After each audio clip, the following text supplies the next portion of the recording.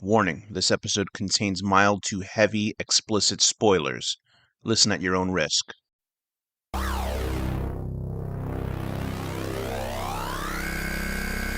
Reviews, discussions, and theories about films in horror, sci-fi, and genre. This is the Horror Deconstruction. Like, share, and subscribe to hear more.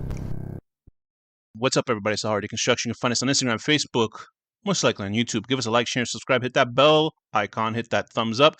Let people know that you listen to the show. It's Komp with the co-host today, Deckard. And today we're covering something very important. I think that everybody goes through, everybody knows everything about. And let me cite the Merriam-Webster.com, a Merriam-Webster wording of nihilism. Nihilism. If you point that traditional values and beliefs are unfounded and that existence is senseless and useless. B, a doctrine that denies any objective ground of truth and especially of moral truths. Number 2A, a doctrine or belief that conditions in the social organization are so bad as to make destruction desirable for its own sake, independent of any constructive program or possibility.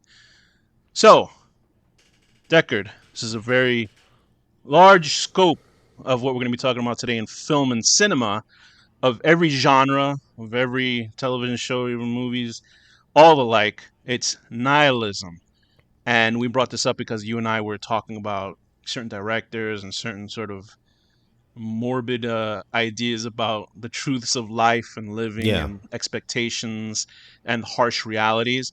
And I think you and I both came up with a list of 10 films that we're going to discuss in pieces, and I don't think we're going to spoil them much, but I think we're going to, if there are spoilers, then whatever.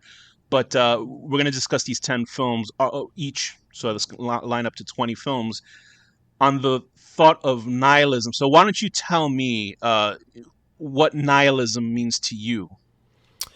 Well, the reason I think this first came up was because I brought it up to you that I was like starting to think more about like this philosophy of nihilism and just like in my personal everyday life. And there's like, there's different strands of it. There's like, there's nihilism. There's like nihilism that's more like, in a way, like positive nihilism. There's different like, factions of it. I think people also misrepresent it to think that it has to do with like pessimism, but it doesn't necessarily deal with that. It just deals with more the belief that there really is, no meaning in the grand scheme of things. And it's sort of for me what I got from it and from when I started to learn about it was that it sort of relieves you of a lot of stresses and pains and like pressures that you get from everyday life, because in our society, our current society, there's always these like these pressures that you need to be doing certain things by this certain time, or if you're not, then you fall into this category. And so that's how we sort of in a way we sort of destroy our own society in certain ways, is we create these rules and stuff. And so I was started to like think about it and be like, at the grand scheme of things, if you don't believe in a religion or you don't think that there's like an afterlife, then there really is, and you believe in a completely sort of like scientific way of how we came into existence, even though it's a theory, then there's really no point to anything that we do. But we as human beings make the point of it. We make our lives mean something from what we find interest in, you know what I mean? For the people that we love or whatever. So then I was thinking about that. I'm like, again, it relieves a lot of stuff that, you just don't worry about that. Just do what you got to do to make yourself happy and enjoy whatever you can out of this life, even though it could be very like dark and terrible. And so then I started to think about like, most of the movies that I do like, that are like my favorite movies, have some sort of, sense of nihilism, or the characters represent that completely.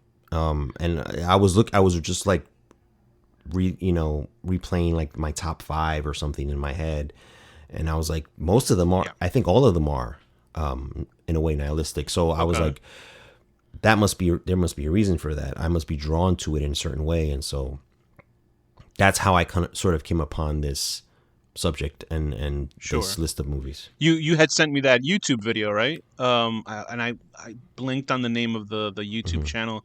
You sent me a YouTube video that sort of discussed this idea of nihilism, and I forgot the name. Maybe you can find it or while we're chatting. But anyway, yeah, I agree with you on that point. I'm sorry if I cut you off on the conversation. Okay, so I agree with you 100%. I think nihilism certainly is a very important aspect, and it's good to see it now that you say it in a positive way. Because I was speaking with somebody once who was very close to me, and they were in their later years, and they were not in a good sense of mood. Let's just say that. This is somebody who was not going to be in this world in a couple of years after I had spoken to them. And we all knew this because they had been given pretty much a bad deal in life. And so as we were talking, we were just talking small talk because you kind of want to skirt around the big sort of, you know what I mean? When you're talking to somebody and you know something bad's there and you just don't want to talk about it. So you try to talk about everything else. But then I realized, listen, I was like telling them, in my philosophy in life, as in, and I don't know if this is a nihilistic view, it might be, because I think it fits the parameters, is that I think life sort of is A to B, sort of life, middle, and then death. You know, you're born, middle, death. And I think everything else is a distraction from that reality of the end that we're all going to meet up with. No matter what religion, no matter how much, if you're rich or poor, depending on like your station in life and how you get to that point, we're all going to end up there. We're all going to end up being fucking skeletons. Do you know what I mean? And then how many years in the future somebody's going to dig us up and put us in funny poses in a fucking in a museum somewhere.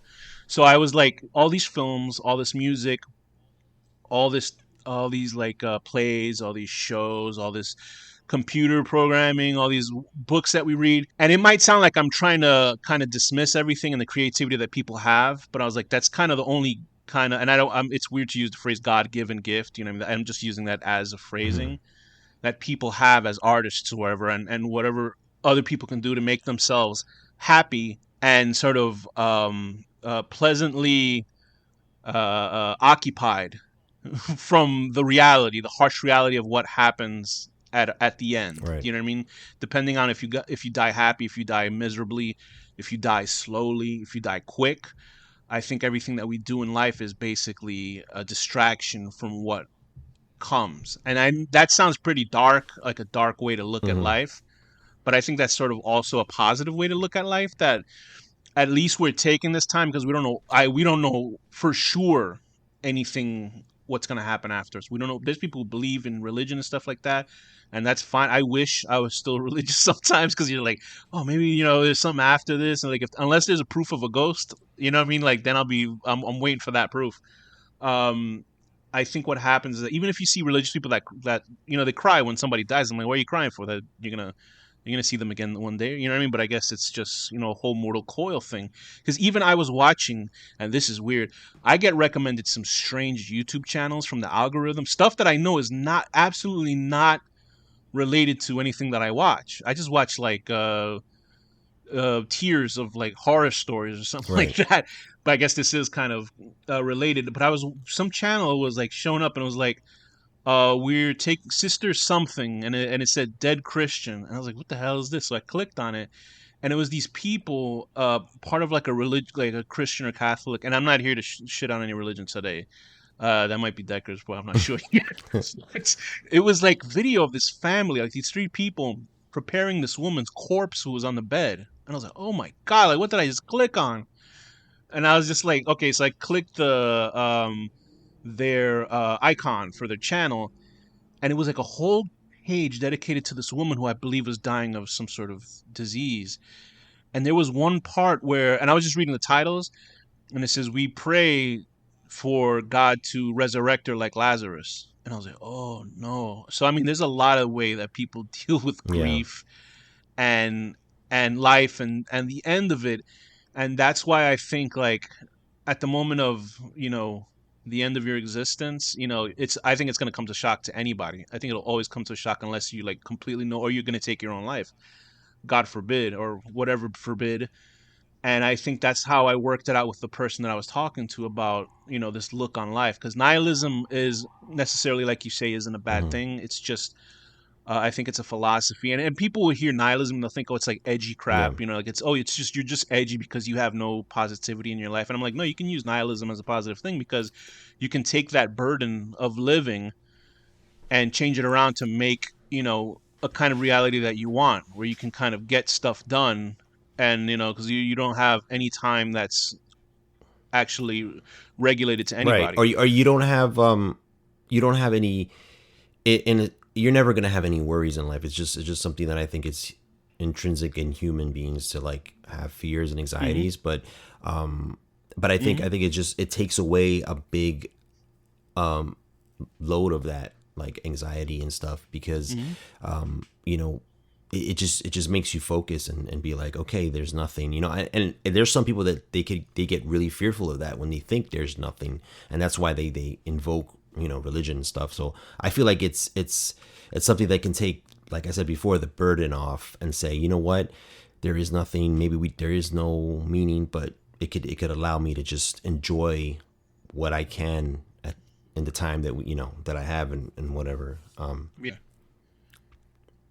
Like if you sit back Yeah. and you try to really think about the world and life and how it came to be and what we're doing, it's it can be frightening. It's like we're on a planet that's floating in the middle of nowhere with a bunch of other planets, galaxies beyond. Do you know what I mean? Like it's just like if you really sit and think about it, the fact that life doesn't look like a John Carpenter movie is a great thing, that humans were able to pull this shit together. Because I'm sure caveman times was like that.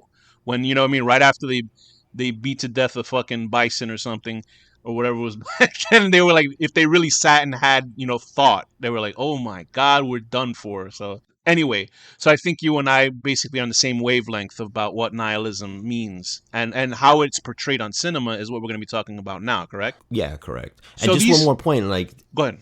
Just one more point about that. It was just to say, like you said, we're floating in space, but there may, anything that we've done in humanity, in the history of humanity, may never be found by anything else ever in outside of our planet. So it's like we're doing things, even the highest achievements that that man has done may never be noticed by anything else but just humans that lived once. You know what I mean? So it's like, just in that grand scheme of things, what we might be doing is completely worthless. But that's just a thought. Okay, so let's go with out of order. Your number 10. My number 10 is The Thing, John Carpenter's The Thing from 1982. Right. I think it's obvious if you've seen this film.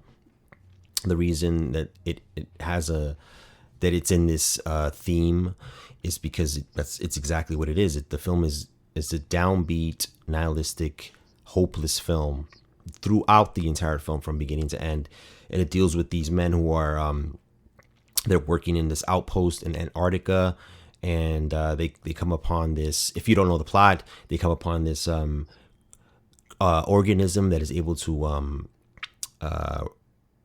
what is it? Is it shapeshift or like replicate them without them even knowing? So it one by one is taking everyone over, and then paranoia starts to come in. It's really it's like how society can fall apart, and it's pretty much represented in these characters. I think it's I forget how many characters. It's maybe 12 of them. Okay. I forgot exactly the number, but it's 12 men who are stuck in this outpost, and they literally start to turn on each other because of the paranoia, and they don't know who's the thing. And so this movie deals with that, and deals with it. There's no hope. There's no the characters don't see a way out of it.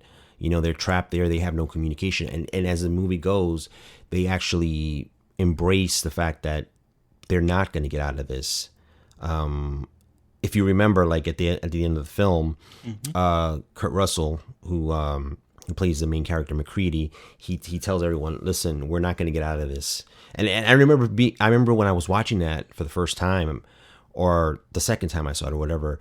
I was like, it struck me like as I'm like, really? These characters are like actually going to admit that they're gonna die, and they have no other choice, and they're just gonna go fuck it. You were so used to characters kind of getting out of things in the 80s, yeah. I was like, aren't they going to get out of this in some way? And they literally say, we're just going to, at the end of the movie, they're gonna destroy the entire outpost location so that this thing doesn't freeze and it doesn't spread to the rest of the world, because if it did, it'll just annihilate the world. This is a post-apocalyptic film it's before that ever happens, but it's preceding it, you know what I mean? And then so just the fact that that's what the characters decide to do is just nihilistic in that way.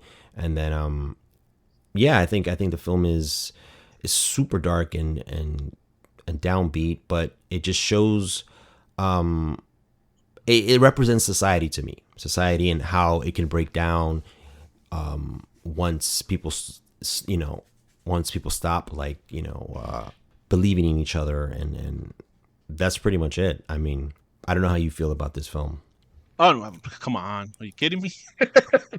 But it's like, how dare you ask me that question? But no, it's obviously, I think it's the most loved John Carpenter film. People, obviously, he made Halloween, and that was very groundbreaking, and I think that's the movie obviously people talk about more. Mm-hmm. But I think when people really dig into Carpenter's films, they realize how well made the thing is, just in general as a film, even more so than Halloween. Mm-hmm. I don't know if you agree with that. No, it's his best film. With The Thing, a lot of people obviously emulate that film. If you saw that movie, which I didn't like, but a lot of people liked, which is The Faculty, like rips it off like almost tenfold from the great director Robert Rodriguez, that has never made a disappointing film after Sin City. But I think that with The Thing, like you said, its points are that McCready is this guy who is fighting an unwinnable war with something that is unknown and just like unbelievable. And I like the camaraderie of the men slowly starting to become, eating themselves. It's basically Lord of the Flies, but for adults. You know what I mean? And I think that it shows a great breakdown of characters, and the nihilism is, of course, of human beings being eclipsed by something that they have no grasp of understanding. And of course, that very ending where the two guys are sitting in the middle of the darkness, or the freezing snow, and everything is going to go right to hell. That it shows how doomed these guys are, and I think it's a super important film, and I think it's really something that everybody should watch, especially with nihilism. I don't think it's really a depressing film myself, which is great. That's a big distinction between nihilism and a depressing film. I think it's just such a dark film that you appreciate these characters and what they go through. Yeah, you appreciate it. I mean, to me too, it's not necessarily a depressing film to me. It's just you watch these characters go through this situation, and you watch, someone like McCready, stand up to the odds, and even go out like that, to go out and say, you know what, even though I'm not gonna make it, I'm gonna make sure that this thing doesn't make it. You know what I mean? So it's in a way, it has that, like, it's not an uplifting ending, but his character, he sort of finds, it's not really a redeeming quality, because he's been a good character through the entire film and he's been the leader, but at least it finds something that you can, root for and say, yeah, at least he went out that way, right? What I mean? So my film that I'm picking for number 10 is this movie called Grave of the Fireflies. It's an animated, it's a Japanese animated film. Came out a long time ago. I think it's a Ghibli Studios. Those are the guys that It's from 1988. It is a film about these a young boy and his little sister struggle to survive in Japan during World War II. Now, this is the opposite of what I just said about The Thing, where it's like not depressing, because it's incredibly depressing. So these are two Japanese orphans. A young man who's probably like maybe 9 or 10, maybe I might be wrong on the age, and his little sister, who's barely out of being a toddler, right? And the two of them experiencing hardships in Japan after it's been like their area. This isn't like the nuclear bombs, like firebombing their area, so it's not nuclear bombs that destroy them. And they're basically like starving throughout the whole film, and we're sitting with these two characters and seeing just this breakdown of their life because their parents aren't around. They get stuck with family members who treat them like crap. They're like, oh, we don't have enough rice for you to eat, so you can go to sleep without eating. So it's that type of film where it's just misery after misery that's happening to them. And I think it's a beautiful film because it's showing like how much the older brother is sacrificing just to keep his little sister happy. Do you know what I mean?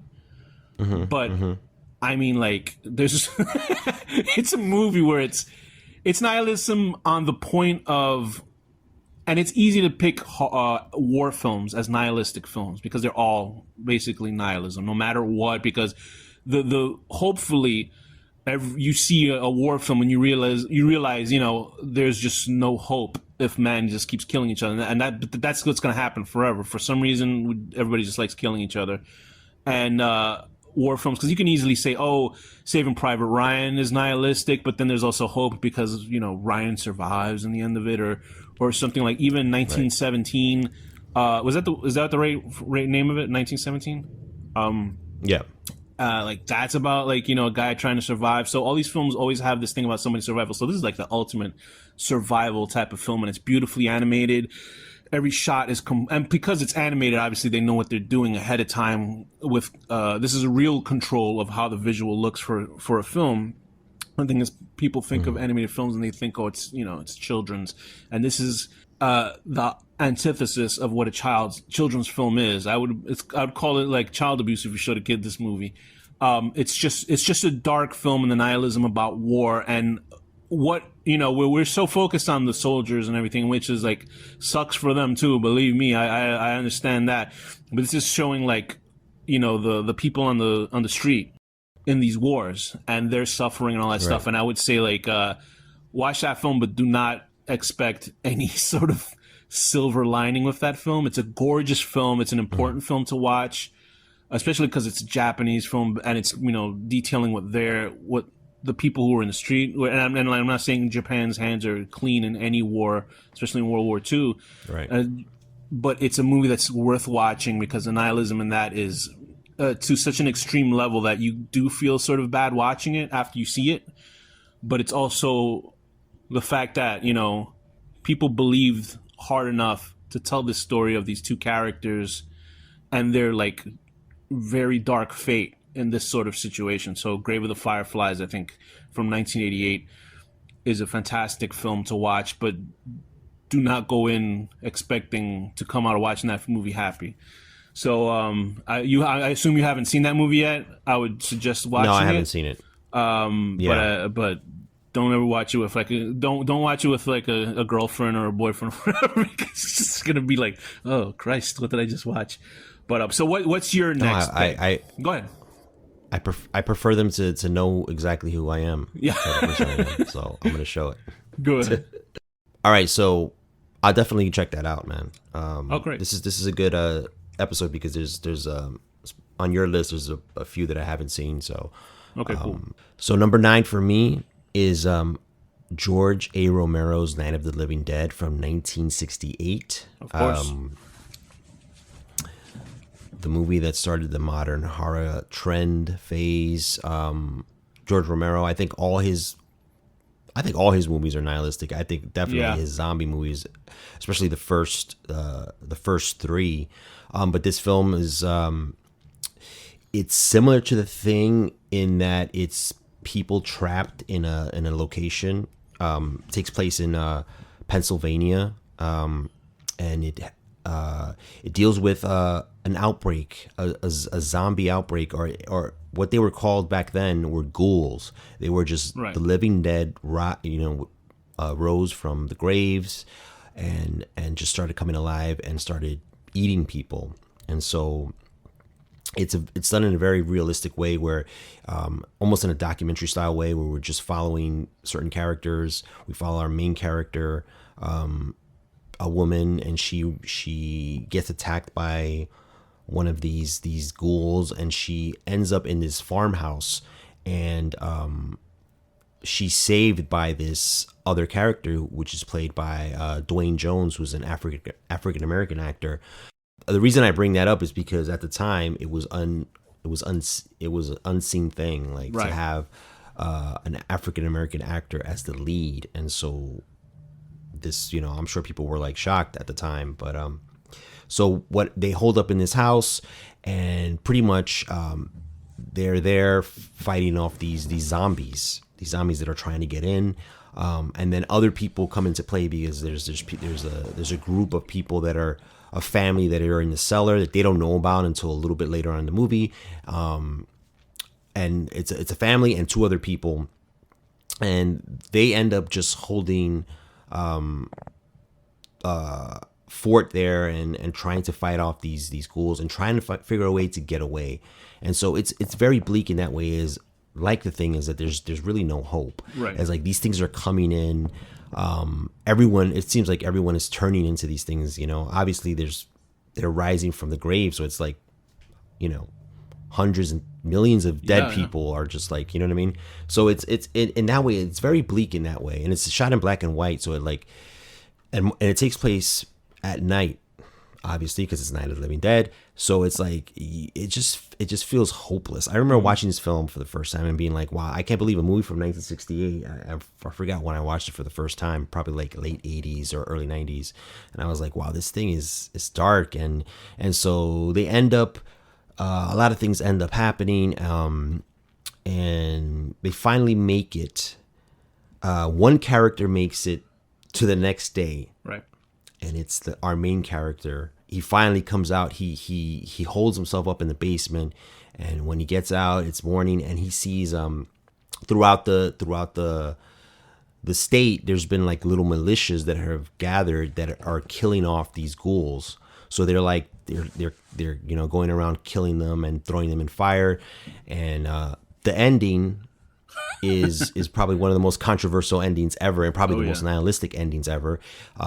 He gets out and he looks out the window and he sees like this militia coming in, so he's like, oh my god, I'm saved, these guys are gonna save me. And it cuts to the militia, these two guys, and their point of view, and they're like, oh look, there's one of them moving in the house, get him. And then literally one of the guys shoots our main character in the head, and he dies. Yeah. So they mistook him for a zombie, and he ends up dying. And literally the last frames of the movie are like still images of them like taking him and throwing him into a bonfire. Yep. And the credits roll. And so it's like one of the most bleakest endings ever. I was just, when I first saw that, I was like, what the fuck? Yeah. What is this? Like, I was crazy. Super upset. And the thing is, and they like to say that the photos of him being sort of strung up, those were also very much supposed to look like whenever they were lynchings and stuff like that of black people on the, not even years or before that. So it's a very like, an ending which comes out of nowhere, and it seems like, oh, this didn't have to happen, this ending, but it does. And of course, obviously, they had a remake in the 80s, and while a lot of people love that remake, and I thought it was good, I think it was like it wasn't as effective, even though it was Tony Todd, who's great. It didn't have the same sort of punch. It almost like they took away that impact, because in the remake they decided for him to turn into a zombie instead, I guess, to make it not seem as, a depressing ending. And I'm like, no, that sucks. Like, the whole point is that this is a likable character, and he gets screwed. And in the remake, they just sort of, okay, we'll make it safe. We'll make him a zombie, and who needs that crap? So, then the girl survives, right? Right. I think the main girl survives, and which is they flipped the character in the remake, because she's like this very tough, a resilient woman, and in this film she's not. She's very she becomes a little bit tough, and then she ends up getting killed, and damsel in distress. And so I don't know, damsel in distress thing, and it was just so much more effective, that the fact that he lived, and then you think like, oh man, he got through it, and then he just doesn't. And then Romero even said like, I didn't necessarily cast, because this was during the time of the civil rights era, you know what I mean? And so he was like, I didn't cast him because I wanted to make a message or like a commentary. He was like, he was just the only actor that I knew that was really good, right. So I cast him in the movie.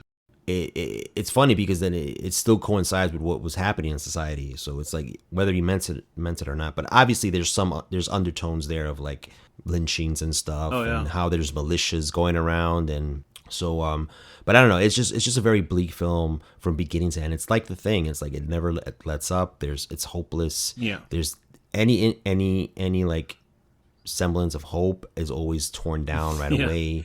Like they try to get away, and the two of them end up dying because they blow up a gas station, and you're like, that was the only way they could get out. And so it's very nihilistic in that sense, and it's just this is a film that is very hopeless. It's like, what do you think the message of this film is at the end of the day? I think for Night of the Living Dead, what I got from that, what I gathered from that film is that basically, it sounds very nihilistic. As much as you try to survive, I think obviously the zombies are sort of representation of death, clearly, because they're already dead people, and they're coming to take us out at an earlier age that we're not supposed to, in a much more unusual fashion. And I think in a way that it's more of like a sort of a weird thesis on trying to step away from the inevitability of death and its grasp. You know what I mean? Like, these are people that like are seeing their deaths walking towards them and, killing them, and they just can't get away. And even if you escape one day, it's going to capture you no matter what, because it's a horror film. 90% of the time, a horror film or a slasher film, well, not a slasher film to speak, because like there's always final girls, but a horror film, most of the time everybody gets killed at the end, especially if there's only one person that exists. This film, we had that for the brief moment of having a character exist who we didn't think was going to survive towards the end, and then they take that out of our hands. So that was a very, very smooth move by Romero with killing off the lead character like that. But I think that it's obviously a very important film, and a very dumb move on them for not getting the copyright. Oh yeah, I mean, he lost a lot of money doing that. There was he did. Wasn't there like a sequel done by one of the original writers or something like that? And you got to see it there was a remake of it, and you got to see it to believe. No. What it is unbelievable. He did, and I just learned about this not that long ago. The original, and I hear that the co-screenwriter with Romero is like one of the worst filmmakers ever. Like anything he's done by himself is like, I think horrible. That might be the one that I saw. Where go ahead. What he did was he added new scenes like 20 years later. That's exactly what I was going to say. And he added like extra scenes, like to give some little bit more backstory with the two main characters in the beginning of the film, and it was just like, it didn't match at all, bro. It's like 20 years later. Have you seen it? And it was like, I've seen clips. But I saw the one. I think he adds like a priest character, right? It's unbelievable how bad it is. And it's horrible. And he cut it into the film. I'm like, this is one of the worst ideas. I don't know how you can make something new look worse than something that's older, like from the. I don't know. I mean, it just doesn't make any sense. It looked worse. It looked worse. It looked a lot worse. Like it was like a shot on video, like a completely different sort of like film. Anyway, any last thoughts on the Night of the Living Dead? No, it's one of my favorite films. Again, it's nihilistic, and I think what it represents too is like it's a different era of like monster creature. Before it was like atomic creatures in the 50s, and now I felt like this one was more, it brought it closer to home for people. It was like the monsters were actually humans now. It wasn't anymore like these other things. It was people that were once living, it's inescapable, same species as you. Because like, the phrase zombie was a completely different thing before it was sort of added onto what Romero's film was. The zombies were basically like people who were like in a trance, you know what I mean, possessed, and stuff like that. So that's great. Night of the Living Dead, obviously George Romero's classic, a must watch for anybody who's into cinema history. Obviously, my next film is it's a feel good movie. It might be the movie where I was like, oh my god, I can't watch this movie ever again. It's called Requiem for a Dream by Darren Aronofsky. That this is a rough one. Movie that I saw. It's about these 4 people that have issues with drug abuse, and they spiral into basically the worst sort of situations they could get themselves all in with these predilections towards getting high. So there's Jared Leto. What did you think of Aronofsky's effort with this piece and what he was trying to say? I mean, this is a pretty crazy film. I mean, this is his follow up to Pi, right? I think his first film was Pi. Yes. Right. And this was, at the time, I remember it being like everybody was like praising this film, and it should be. I mean, just the way he handles people's what they're going through, like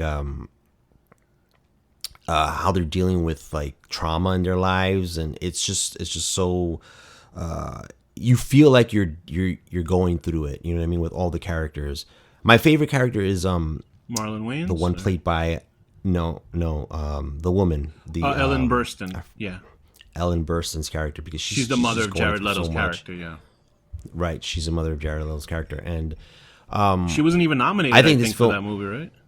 I don't know. Ridiculous. I thought she was, but maybe I'm mistaken. Well, she should have won it if she was. She should have. And I don't know, just the visceralness of it and the way the filmmaking is just, unbelievable. Yeah. And it's definitely nihilistic in every sense of the word, because it's so depressing and dark, and Jennifer Connelly. I don't know. Also, yeah, she's in it, and it's an experience, absolutely, to sit through this. It's a movie where as soon as I had seen it, there's another movie like that's on my list where it's just like, once I saw it, I was like, I never want to. I was glad that I saw it, but I never want to see this movie again, because I was so miserable after I watched it. But there was like, it was really, I think when Aronofsky had done Pi, it was a very particular type of black and white film, and it was like very art housey, and this was his like graduation into the big time cinema, and he fucking knocked it out of the park, no question. This is when this was like a little bit more forgiving, these types of like dark art house films in mainstream cinema, because everybody's this is like every actor on their A game. Like, you don't have to worry about Jennifer Connelly in her films, and you don't have to worry about Ellen Burstyn in films, but this is a film that had Jared Leto, who is like, nowadays people are like, oh, I can't take Jared Leto seriously, even though he won an award for Dallas Buyers Club and stuff like that, which I think he did great in that. I wasn't sure the whole time when I was watching Dallas Buyers Club, but there was one scene when he was like breaking down crying. I was like, oh, this guy actually is a very good actor. And then also obviously Marlon Wayans, who in the movie you can see he's a great fucking actor. And for some reason, like for whatever Hollywood politics, I'm sure it had to do with the Scary Movie stuff, because him and his brother, I think, created the Scary Movie franchise, and then it was kind of took away from them, and they had Sour Grapes, and fair enough. And I think that, like, the Hollywood politics probably screwed them ever being in bigger cinematic efforts and stuff like that. But Marlon Wayans certainly, it's a shame that he wasn't in more sort of mainstream films. But then also he chose to do like the original Dungeons and Dragons film, so it also comes to him. It's also his fault too, man. It is. But Requiem also had, like, I remember that was the first time I saw that camera gear, where they hook it up to your chest and the camera's right on your face, and it gives you that weird sort of the main person on screen is moving normally, but the background is moving strangely, so it's like it's like some sort of weird human gimbal effect. It's just such a miserable, especially the mother at the end, and what her struggles are with drug use, and then you see her friends see her, and there's not a dry eye in the house if you're watching that film, especially if you have an elderly parent or something like that, and then like the shot of like Marlon Wayans dreaming of being in his mother's arms and stuff like that, or the mother Ellen Burstyn's character having daydreams of her son having a happy relationship. Because you don't think of like Ellen Burstyn's going to get into drugs, because she just seems like a normal sort of mom, but she gets into this weight loss thing, and then she starts losing her mind, and you're like, holy fuck! Like, it shows you how the depths that people fall to with any addiction, just in general. And there are a lot of YouTube channels that there's like I think Soft White Underbelly or something like that is the name of it. and they they interview people that live on the streets that have drug addiction problems, and you see them, they're like 17 or 18 years old, and a lot of this shit is just inescapable for people. I think we all have our I've seen that. I've seen that. And you're just like, holy fuck, I've seen it, man. yeah. It's like, oh my god. It's sad. It's sad because as fuck. we're seeing life from a completely different angle than they are. Like, we have our own fucking problems, you know what I mean? But then when you see somebody who's like in that situation, you're like, yo, what the fuck? Like, you almost want to slap them into reality, but it's not that easy, because as many vices as they have, we have our own vices that are fucking ourselves up too.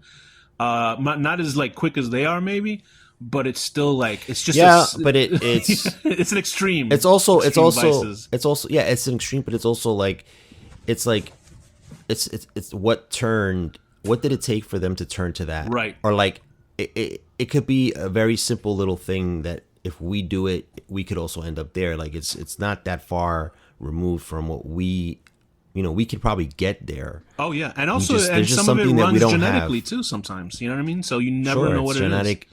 It's crazy. Some people just have that affinity to like not go down that path or that dark of a path. Like, we all have darkness, and we've done shit, and like, but some people just they don't go to that level, that extreme of it. They stop themselves. They're able to. I feel like that's what we have. That you know what I mean. There's people that don't have that. People love heroin. I love cheeseburgers. So I mean, it's the same fucking thing. I mean, it's the same shit. Not as equally evil, but oh my god, you just feel like, if you have any empathy as a human being for another person, hopefully you do. Hopefully you do care, even if this is a person you have no station in life with, or know them, or even care. But as long as you can recognize the pain that a person can go through, you know what I mean? Then that at least I think speaks well of somebody else, as opposed to just saying, "Oh, fuck them," kill them or whatever. Do you know what I mean? And I'm sure we say that about a lot of people. Sometimes we'll hear a radio playing outside of our window and just. Oh my god! Won't get into that. All my empathy just leaves, bro. I'm ready to get like a sniper rifle. Dude. That is my second pick of "Requiem for a Dream" by the wonderful Darren Aronofsky. Why is this film, in your opinion, nihilistic? It is nihilistic because just the tone of the whole film itself, it just seems like it's just to me, it's just a complete spiral into excess of these characters with their drug use, and you just see them breaking down physically and mentally. Jennifer Connelly, what she ends up having to do, the most famous catchphrase of that film, and it's just like it's just a nihilistic film in terms of how much you can destroy yourself and those all around you if you're not fucking aware of the excesses that you get into. That's what, and I don't think it. And the film doesn't feel preachy to me, because like. Do you know what I mean? Like, it doesn't feel like a preachy film to me. It's not a movie saying, "Hey, don't take drugs." Although obviously, on paper, it seems like that. To me, it's just showing characters going through this, and I think it pushes them all in a sympathetic light. It's not about like, "Hey, fuck you, druggie," or something like that. I think it's just an interesting film, but it's also nihilistic in the sense that you sometimes, if you just don't have any control over things, that you can, if you had any strength.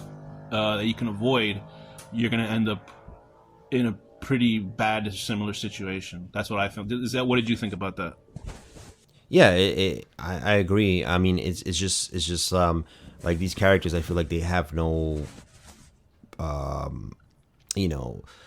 there's nothing that's giving them a reason to live a good life or do the right thing. I feel like they feel like the world has nothing to offer, so they go down these roads. You know what I mean? I feel like that's what nihilism is. That's the main. And I think that's us speaking on that's us speaking on the outside of these, as observers. So obviously, if there's any of our listeners who have issues with drugs, you more than us know what's going on. So this is just observing a film version of what that movie is about. But I think obviously it's showing that we have empathy towards that type of person, and obviously nihilism that comes along with that sort of lifestyle.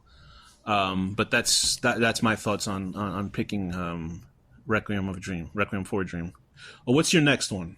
My next pick is There Will Be Blood, directed by Paul Thomas Anderson from 2007. This is my favorite Paul Thomas Anderson film. It's a film that grew on me. I watched it for the first time. I enjoyed it a lot, but then I just kept watching it, and it's one of those films that like every time you watch it, it's just like it gives you something new, and it's like at first I was a little bit thrown off because it didn't feel like his usual type of film. Like he directed Boogie Nights and what was the other one after Boogie Nights? I don't know why I'm blocking on this. Magnolia, right? Yeah, like these epic like character driven pieces that are very ensembles. Like flashily ensembles, but shot like really flashy, and he does a lot of camera movement, and it has a lot of like music cues, and this was completely different. This was like it was just more like gritty and down.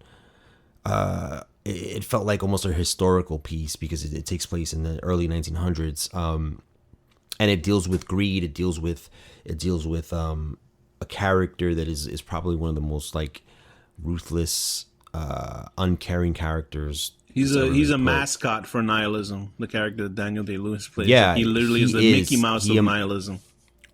He embodies it completely, and this is a perfect example of like.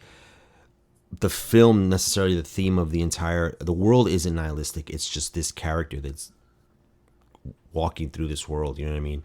And he's just, he's an oil man. It's in the early 1900s, and he's becoming a very rich man. He's an oil tycoon, and he's just like, he goes through the film really just trying to just take everything and take as much as he can from the land and from people.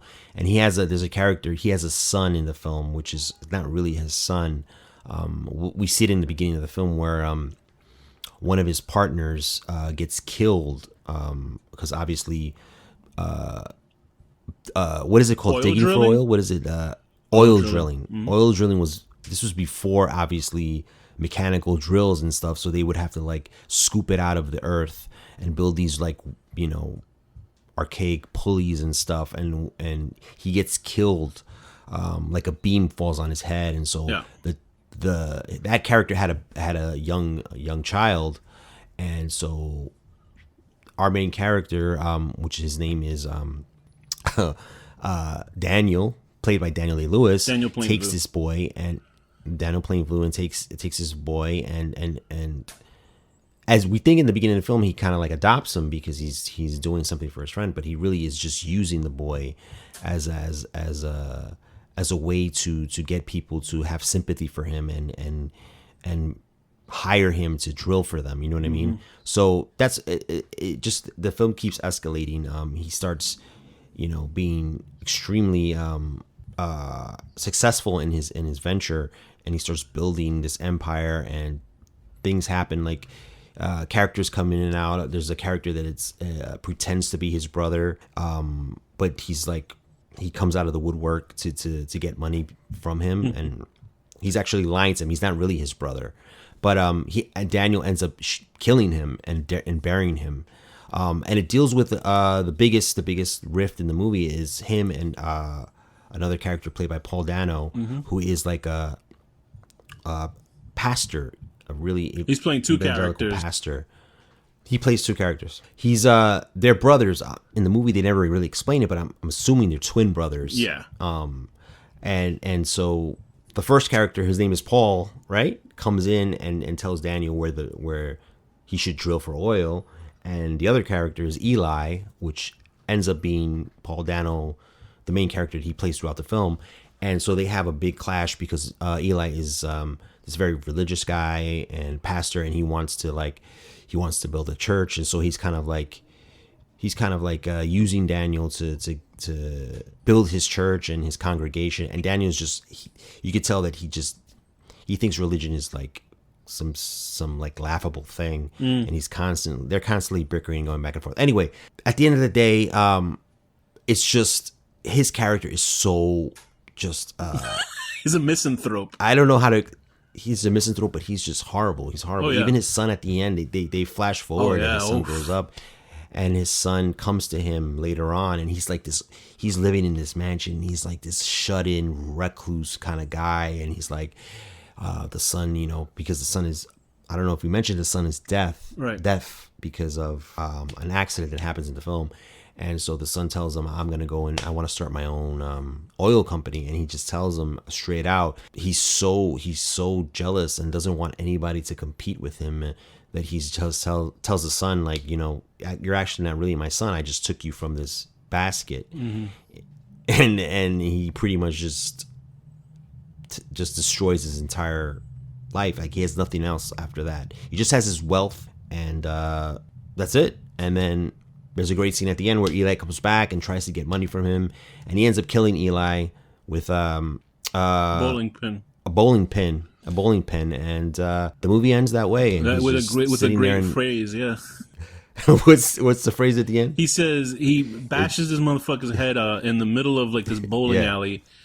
And then he calls to his like servant. He goes, "I'm finished," which can be like he's up finished. It can be read a lot of ways because it's like, I'm finished with killing this guy. I'm finished with my life. I'm finished like with my career, because like when they find out that this motherfucker is murdered, I'm done for. Although I would figure he would hide this body too, but I'm not sure. But he just says, "I'm finished." I think the whole film is a culmination. And he was eating. Mm-hmm. He was eating too. He was eating dinner, or like steak. So I think that was could be like, "I'm finished." Yeah. So I think what happened is that was pathetic about me is that when I first watched the trailer and you hear him and he's like, "I can't really stand people." I was like, yeah, you're right. I was like, I checked the trailer. I was like, I don't disagree with this guy and what he's saying in this trailer. But he is a miserable cunt in this movie. Holy macros. He is a guy that you just do not want to like spend. Like, if you're already miserable yourself as a person, I guess misery loves company. But boy howdy, is this dude Daniel Day-Lewis, obviously why he earns every award that he wins. And I think this was after Gangs of New York, right? So he was trying to, he was trying to make a good movie this time. No, I'm just kidding. Gangs of New York, I saw. No. I agree that. Yeah. This to me is his best performance he's ever given. This is definitely. I don't know if it's Paul Thomas Anderson's best film, but to me it is. I mean, he just changed it up completely. He changed the style. He was like, I'm gonna do something that is more realistic. Even though it has a lot of abstract things in it, as far as the music, the way the shots are, the first like 20 minutes of this film, there's no dialogue spoken. It feels like a film from another era. Like, no question, the movie itself. It feels like it's not even from like. It feels like the movie was sealed up from like 50 years before, and they just released it. It was that kind of movie. Because Paul Thomas Anderson, like you said before, he was so used to making these sort of glitzy, like dark ensemble pieces, and then when he comes out with this, you're like, holy fuck, like, it wakes you up, you know what I mean? It's like there's another director there whose films that you're going to talk about that later on that is the same, has that sort of pedigree of film, but I'll bring it up when we talk about that. But that's the nihilism in the film for you, is his Daniel Plainview's outlook on life, right? I mean, there's like, if you watch the film, you fucking know it's nihilism. It's just straight up nihilism. Yeah, he has no belief systems. He's just out for himself. He's out for the thing that he wants, because he figured the world has screwed him in some exactly fashion. Everyone screwed him, and he's like, there's nothing out there other than what I need to do. So it's a perfect example of it.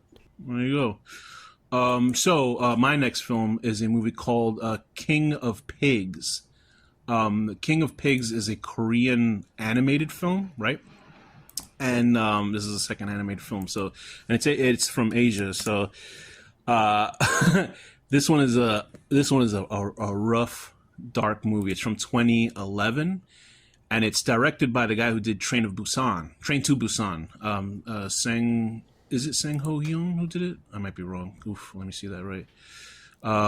It is the guy who directed Train to Busan.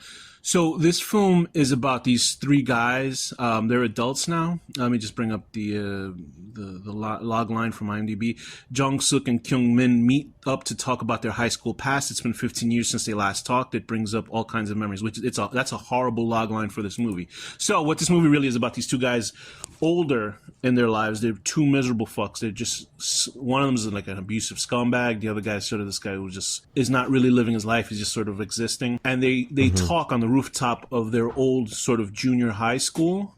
about a third friend who was like a latchkey kid, who was like not really a bully. He was a kid that was getting picked on by everybody, and that kid had this like and granted, his experience with people treating him like garbage because either he was poor or something, or his family wasn't respected. They would call him the king of pigs because he would always, be on the farm and stuff like that. And a horrible incident, which I don't want to spoil here because the movie's goddamn good. Let me just say something about that director, is that before he did Train to Busan, I think is obviously his most celebrated effort, because I think that it was a zombie film that did something interesting. Did you ever see Train to Busan? I did, yeah. I watched it. I thought it was good. Okay. Sang Ho Yeon, his films were mostly like animated before he did live action Train to Busan.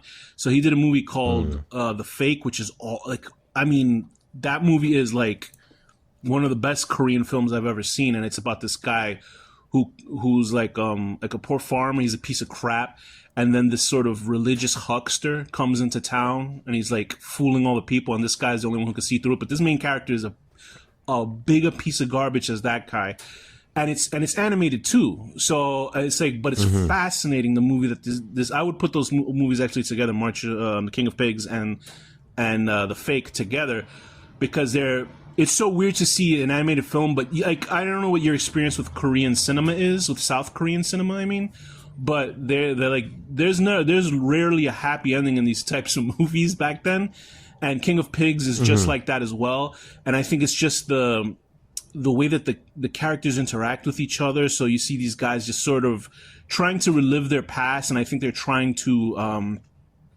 find closure in what happens to one of the boys. Because what happens is one of the boys actually fell off the top of the school building in front of everyone and died. So he like died, and it was like it's suicide. He killed himself because that's how he wanted to go out. So basically, it's these two guys trying to find closure from their friend jumping or falling off of this roof. And it's a fascinating sort of film that's just like, it's just deep into the human condition of people that are just being miserable, and people just being pushed to a point of like no return with their feelings. You know what I mean?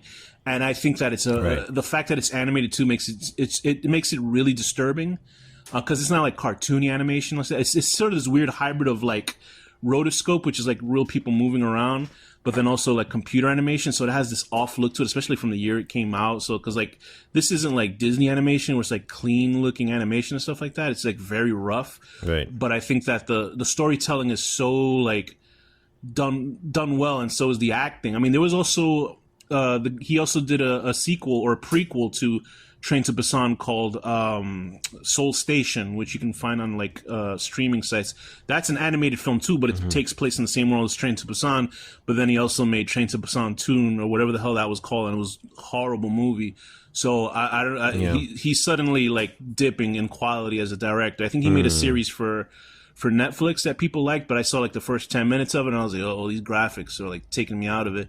But I can say without a doubt that King of Pigs and The Fake, but I'm focusing on King of Pigs, is certainly worth watching. I mean, The Fake is as well, but those two films that he made before he got into like big Showtime, Hollywood cinema, and now he's fucking it up. But those two films are great look into South Korean sort of dark. If you've seen obviously Old Boy, if you've ever seen I mean, I'm pretty familiar with a lot of South Korean. I mean, obviously I'm not watching like the deep cuts. I'm watching stuff that's like that has like transcended. I saw The Devil and stuff like that. Yeah, like that. Like I understand like the type of films that they make over there, and it's like fucking. I mean, I love them. Yeah, because they just like you said, they have these downbeat endings, or like it doesn't always resolve the way you would think, or the way we would make films here. You know what I mean? Like, so that's the thing that's enticing about them. It's like so, you never know. I have two other South Korean movies on my list, so it's just like when I'm talking about nihilism in films, boy, do they know what the hell they're doing over there with their cinema, because absolutely I have yet to see one Korean. There was only one Korean film. Like my phrasing with Korean films, like you never leave a Korean film happy. If you're watching like a drama, it's always like fucking miserable endings. And even I saw one that was like a comedy, a romantic comedy, and even that I was like, oh man, but it wasn't like a depressing ending, but it still left it crying because how moving it was. So they know how to do it. Like I'm telling you, South Korean cinema is incredible. So that's why I say King of Pigs. I know I didn't like divulge too much about that film. I just gave you what the skeleton of it is, but it's absolutely one of the most gripping dramas I've ever seen, even for it being animated, and that's something to talk about. So what's your next film? My next film is No Country for Old Men. Oh boy. Directed by the Coen brothers. Oh yeah. From 2007, this is a little connection from the last film. Both these films were shot at the same time. There Will Be Blood and No Country for Old Men. And they were released almost at the same time. They were in production at the same time. It's weird. There's a scene in There Will Be Blood when one of the oil plants blows up, and there's like it's just never ending fire, and it creates this like black smoke through the sky. And when they were filming No Country for Old Men in the distance, they saw that. Funny. Oh, that's funny. And so they had to like move locations. So and they shot in the same locations as well because they're like desert locations. Anyway, if you haven't seen No Country for Old Men at this point, if you're listening to this, you have to rush out and see it, or you just, I don't know what the hell's wrong with you. Yeah. I mean, this is a film that is like, it's a classic film. It deals with nihilism again, this is where the character embodies it. This is his philosophy. He lives by his own code, and this is the character of Anton Chigurh, brilliantly played by Javier Bardem. The basic story is it takes place in the early 80s, which they don't tell us, but you figure it out in the film. Or if you just read about the synopsis from the novel, it tells you it takes place in like 1980, and pretty much it deals with men who are very resilient. The main character is Josh Brolin. He plays this sort of like scavenger guy. I don't know. It doesn't never says what he does for a living. He works in metal, I think. He's like a metal guy. He's like a sort of like very like he's not poor, but he's like lower middle class kind of guy. And he hunts, and he ends up finding this the aftermath of a botched drug deal gone wrong in the desert. He comes upon this scene of multiple dead bodies. There was a firefight, and they left the drugs, and so he investigates, and he figures out that because his character is he's a very smart character. You know, he's able to figure out that there was one person that was left alive. There's no sign of money, there's sign of the drugs, but so somebody has to have the money. So he figures out where this person might go, and he sees this guy. He's died. He has a sack of money, a bag of money. He's asking for water. And so Josh Brolin takes it. Right. There's a guy that he finds that's in one of the trucks asking for water, and he tells him, I don't have water, and then he leaves the door and he leaves him there.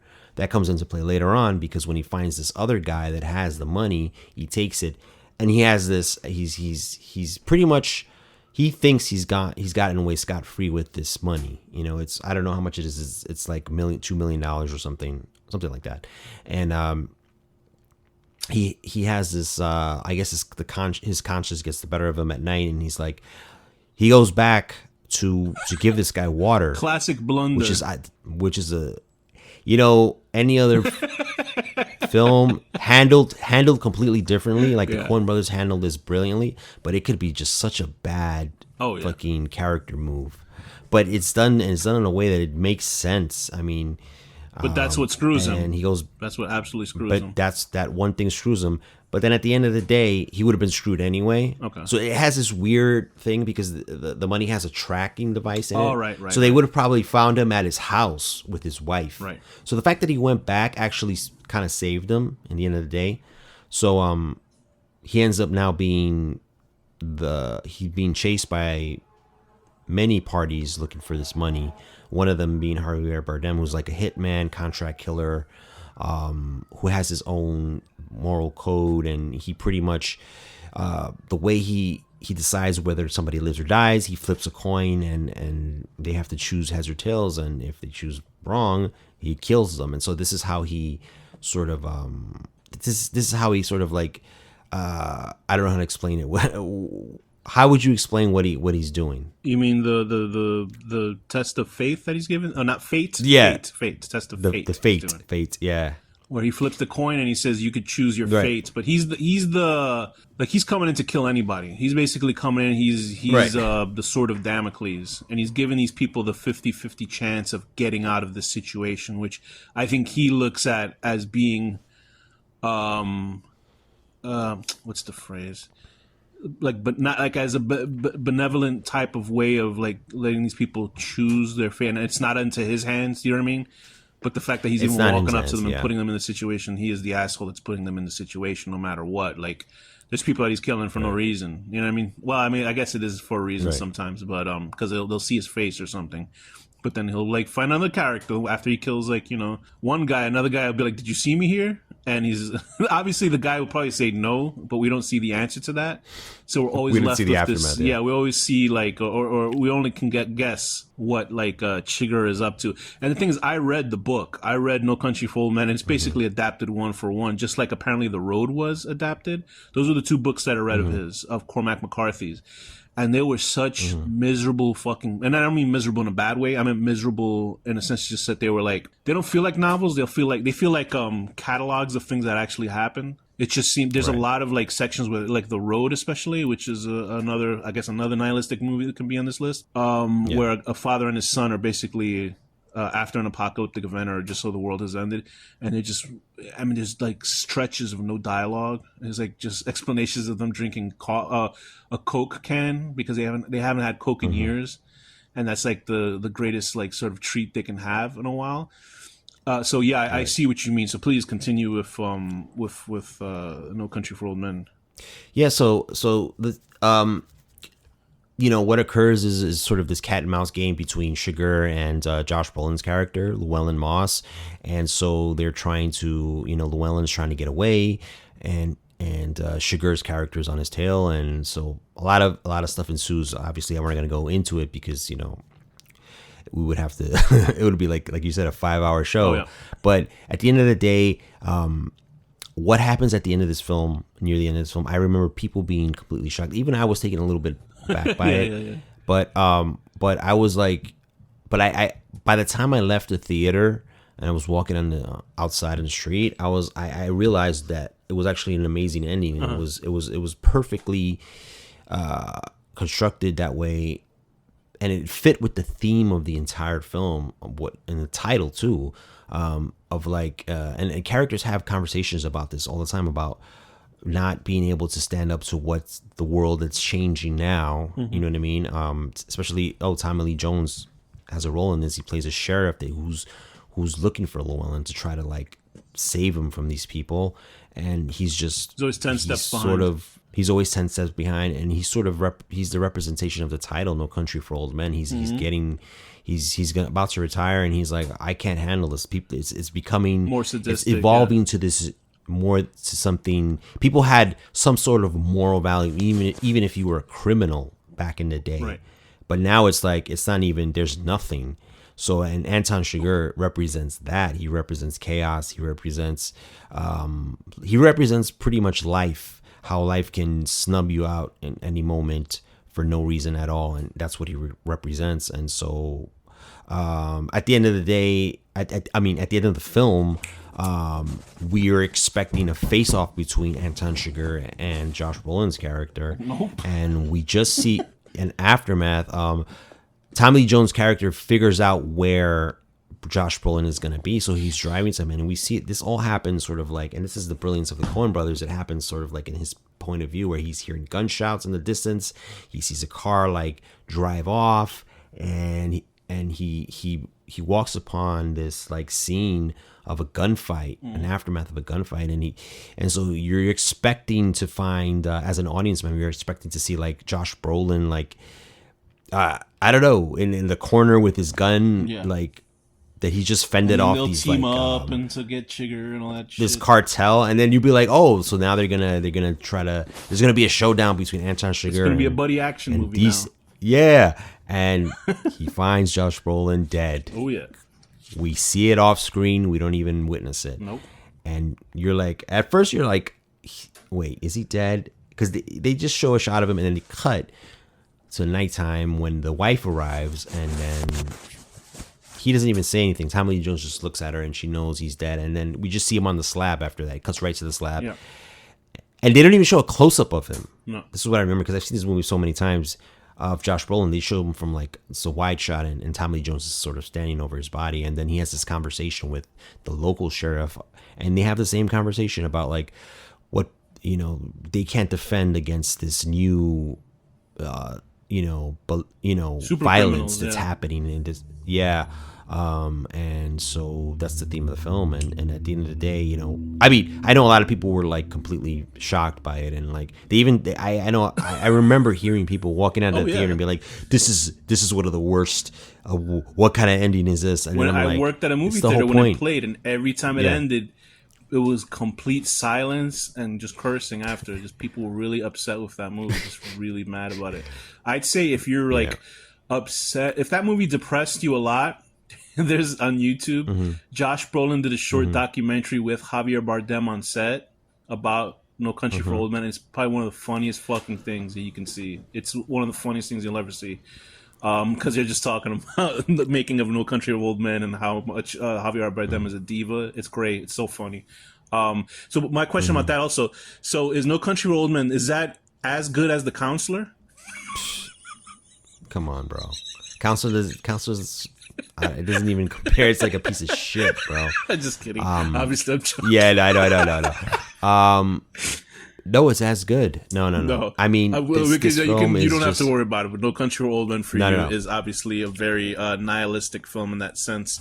Anything else you want to say about it? Yeah, but again, like you said, like some people walked out of this movie depressed. I remember being like, completely like energized because I'm like, oh my god, I just saw it makes you think, great work of art. Yeah.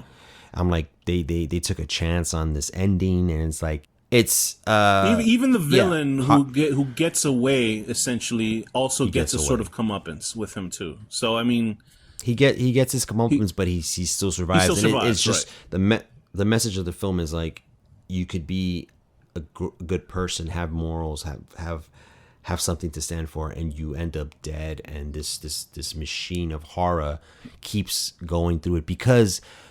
And I think the reason is because he's not following rules. Right. Everyone else is following these rules, and sometimes that's the downfall. Right. He's all he's trying to do is survive. Right. When that's all you're doing, most of the time you're going to do it. And that's the whole point of the film. So it's a fascinating film, and it's like it's just so. And it's funny because Coen brothers, obviously, they made a film with The Big Lebowski, which had nihilist characters in it, but they were obviously played up for jokes. But this is this is like a real deal, like nihilistic film. So I'm gonna move on to the next film. Is that cool? Go ahead, man. So the next one I'm picking up is Natural Born Killers. If we're keeping up the themes of criminals, so this is a very over the top, very controversial film for its time. Oliver Stone film, directed from a script by Quentin Tarantino, which I think he has severed himself from this movie. But it's obviously, I mean, I know you've seen it. This was like, yes, many times. This is a wild film. This is a film that had it was very much different from Oliver Stone's other films, I believe, from that I had seen. I hadn't seen many. I remember seeing Platoon, and I've seen a couple other ones. He used to make more like straightforward films, right? And then like even when he was doing like JFK, he started to do like a lot of abstract stuff in there, but it wasn't generally the entire film. But this is the first film where he went like fully abstract. Yeah, this is where, I mean, it had wild editing in it. It was just like, it really was for an MTV generation, honestly, because it was just, the editing was out there. It was like shots with like, I remember the shots of there was a big like thing about the Coca-Cola bear, because they had like commercials of the Coca-Cola bear in this movie. And then it would also show shots of a guy without a head standing up out of a chair. It's just like all this weird shit. It was obviously and also had animation in it. Yeah, right. It had animation, cool animation which too, like really cool. Like Ralph, I don't know if it was Ralph Bakshi, but it's very Ralph Bakshi-esque sort of animation, like or like if you listen to KMFDM, that sort of art style. Obviously, it's with why am I blanking on his name? It's Juliette Lewis and Woody Harrelson. There you go. They're playing these two psychopaths, and it's very like I can't even like you know. I think the nihilism of that film is basically the consumption of reality TV and the miserable like assholes that we will put up on pedestals, and there's no use of being a good person, because if you're just a bad person, you just be twice as interesting. Do you know what I mean? There's so many like Instagram pages where it's just like, oh, look at this guy helping this puppy whose leg is broken, as opposed to seeing something about Eileen Wuornos killing people. Do you know what I mean? Like, people are drawn to true crime podcasts, you know? They're not drawn to the Puppy Hour unless you want to just watch that. And I think that this film, it also even has Iron Man himself. He's playing this sort of Australian... I remember the guy he's playing. He's spoofing like a current affair guy that used to be on TV. Was it a current affair? Yeah, it was a current affair. This Australian guy, I can't think of his name, but he's doing the Aussie accent and everything. And I remember every time I watched the ending where they're like, oh, the cameras, because they always kill people, but they always leave one witness alive. And at the very end, like when they're basically getting ready to ship off and get the fuck out of town, and like Robert Downey Jr.'s character is like, all right, well, we'll go next. And they're like, sorry for that accent. That was almost as bad as Tarantino's his Australian accent. And they have, there's our witness right there. And I was always like, why didn't he just, I would have fucking jumped on top of that camera and danced on that shit till it broke. You know what I mean? I would have just tap danced on that shit. But it's a fascinating, like, it's a weirdo movie. It's certainly... It's certainly a movie you wouldn't see recently. Like, the only other type of director that I saw, but it's nothing like it. But and I don't even know if it was good, but I saw parts of Tony Domino. Tony, what is his name? Brother Tony of Domino. The director of Alien. Tony Scott. Excuse me. Tony Scott did a movie, but that was more like that movie had some weird ass editing. I know my dad was watching it, and I stepped in to watch it, and I was like, what the fuck am I looking at? Because it was just like weird. It felt like sort of obnoxious cuts, and I don't mean to talk ill of Tony Scott, but it was like this bizarre editing, and I was like, what the fuck? And that... So, it was done in a completely different way. I felt like that was more just flashy. And it really didn't have it didn't add to the story, but I felt like with Natural Born Killers, all the things that Oliver Stone was doing were like subliminal shit and like things that were like make you delve into their mind or something. Of the chaos, right. It's a beautiful and even you know, film. And the thing is, I hated their characters. I fucking hated them. I hated their characters. And hopefully, I guess, I don't know, you know, because there's people that find them cool. So maybe, you know, he got the reaction that he wanted out of me. Do you know what I mean? Because, like, you know, they were glorifying these people, and they're scumbags, clearly scumbags. They were. Everybody was a scumbag, basically, in this, except for some of obviously the victims. But it was, like, over the top where he kills, like, a person on the stand who's on trial for him. So it's just, like, cartoonishly over the top shit. There's, like, one of my favorite cameos in any film of all time was Rodney Dangerfield. Because of the part where he's like with his wife, and he says this joke. It's a joke. It's an old like vaudeville joke, but he's like, "Oh, my wife's cooking is so bad, you got to pray after you eat it." And I was laughing so hard at that shit. I couldn't believe it. He was one of the worst scumbags for what his character did to Julia Lewis. And then there's also who's this guy? He played not the warden. Tommy Lee Jones was a warden in that. He was funny in that too, but he was the guy underneath him. I forget the actor. He was like a corrupt police officer, but it was just like cartoonishly like evil movie. But was it Tom Sizemore? Tom Sizemore. Tom Sizemore. You talking about? Okay. And it was never. And the thing is, you accepted this cartoonishness because that's basically by the time. Like I think it was in the 90s. That's what reality television. It wasn't even reality TV. Wasn't what it is now. At that time. It was like maybe the Real World or something like that. It wasn't like the It was in its infancy, and this was during the time of like this was more a current affair. I remember watching a current affair, that stuff that you used to watch in like the early to mid 90s. And I remember when this film came out, I love this film Oh, yeah. so much. And then over the years, I remember I was like, I got a little bit like, I don't know, I got thrown off by it. Maybe it was Why? the What happened? Tarantino thing. Oh, I don't know. There's something about it that maybe I grew out of it. Maybe it was meant for maybe like our age at that Yeah, time. yeah, Like I agree with you 14, 100%. 13. I think what happens And, it's like a very heavy-handed sort of, hey, look at Yeah, us so- worshiping these evil people kind of thing. And it's even the style of it. You really embrace that when you're younger. Mm-hmm. Now to say that, I went back around and now I love it again. You know what I Mm. mean? So it's like I watched it again and I'm like, Tommy Lee Jones's character is amazing. Oh, he's hilarious. That whole end sequence, that whole where they're in the prison and like Tom Sizemore's telling him about his mother and they're like following. There's a walk and talk.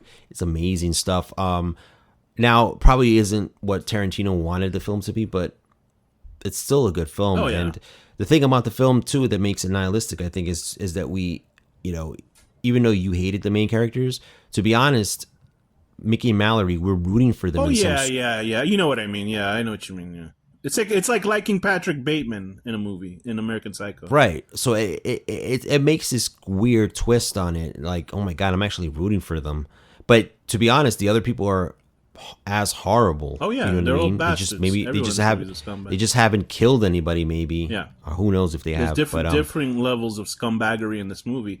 And Right. one of my favorite parts of Tommy Lee Jones's character, because he's the warden of this like horrible prison, is when they kill Tom Sizemore's character, and they somebody urgently tells him this news, and he just shrugs like Yeah. he doesn't give a shit. He shrugs. And I fucking He's like, laugh my ass off at that scene because it's just like that's not far off from Tommy Lee Jones as a real person. I think he just like, Right. I don't care. It was just great. But yeah, and we're talking about sort of gleefully, but if you sit back and you look at the sort of message of idolization of the worst people in the world, that comes back to my point that I said before in the beginning of this podcast about keeping yourself occupied and busy with other people's lives because you know where you're going and might be one of their fucking victims. There's people who wanted to be their victims in the movie, so like because they loved the glory of being killed by Mickey and Mallory. And it was to a point where I was like, oh, these scumbags, where I saw like the original ending of the film where they get killed by another serial killer, and I was like, oh, I felt good just watching that, even though it wasn't canon, I guess they say.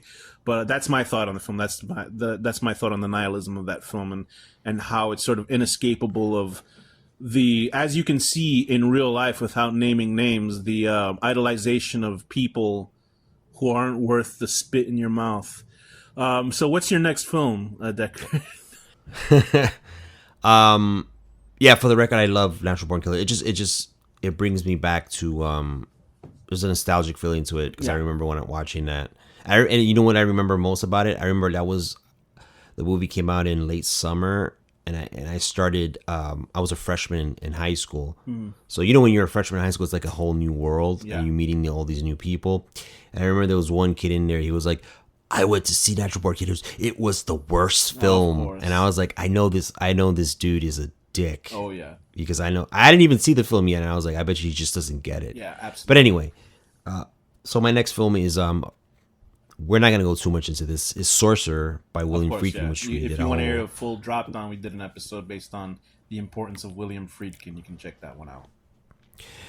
And the reason I wanted to actually include one of Friedkin's films in this, and I picked this one, is because he's sort of like the godfather of nihilism. I mean, his films, all of his films are steeped in it. That's what they are. That's their themes. Sorcerer is no different. I mean, The Exorcist is as well. Cut out that new ending, and it's completely nihilistic film. Yeah. We know the French Connection is because of the fucking ending. Oh yeah. And this film is no different. It's just these characters that are in hell on earth. They have a goal to accomplish because they need to get out. So they have no moral values because they're criminals. Mm-hmm. They're not doing this for religious reasons. They're doing this because they just need to get out of this hell and whatever can take them to that next place where they're out of here, and they're willing to risk their lives, and they kind of grow up friendship, but they really are doing it for themselves. Right. And the film ends. It's a nail biter though. With it's a nail biter. It's suspense, but it ends with the main character Roy Scheider going through this ordeal, and we don't know really what happens to him, but we suspect he dies at the end, or he gets right. That's what I'm thinking. That's what I thought. Yeah, I know what you mean. Yeah. And so it doesn't end well. I mean, none of the characters survive. So it's nihilism in a nutshell. And I just wanted to say that I think all of his films are that, and that's what he thrived on. You know, that was his point of view. So I just wanted to add this film. Yeah, that was a carrying theme of a lot of 70s films. Is like that's it. I mean, there's no escape from life. So I agree 100%. Mm-hmm. So once again, if you want to hear our full-on discussion about Friedkin's films, including Sorcerer and The French Connection, as well as The Exorcist, you can listen to that episode. So the next one I'm going to pick, and we'll get this out of the way, is Seven. Very clearly very important movie that we can expound on for a long time, but we won't do it here. I think we shall do a full episode if you ever want to talk about Seven. I don't think you would run away from that. But Seven, very clearly, I'm popping the Fincher cherry before you do in this episode.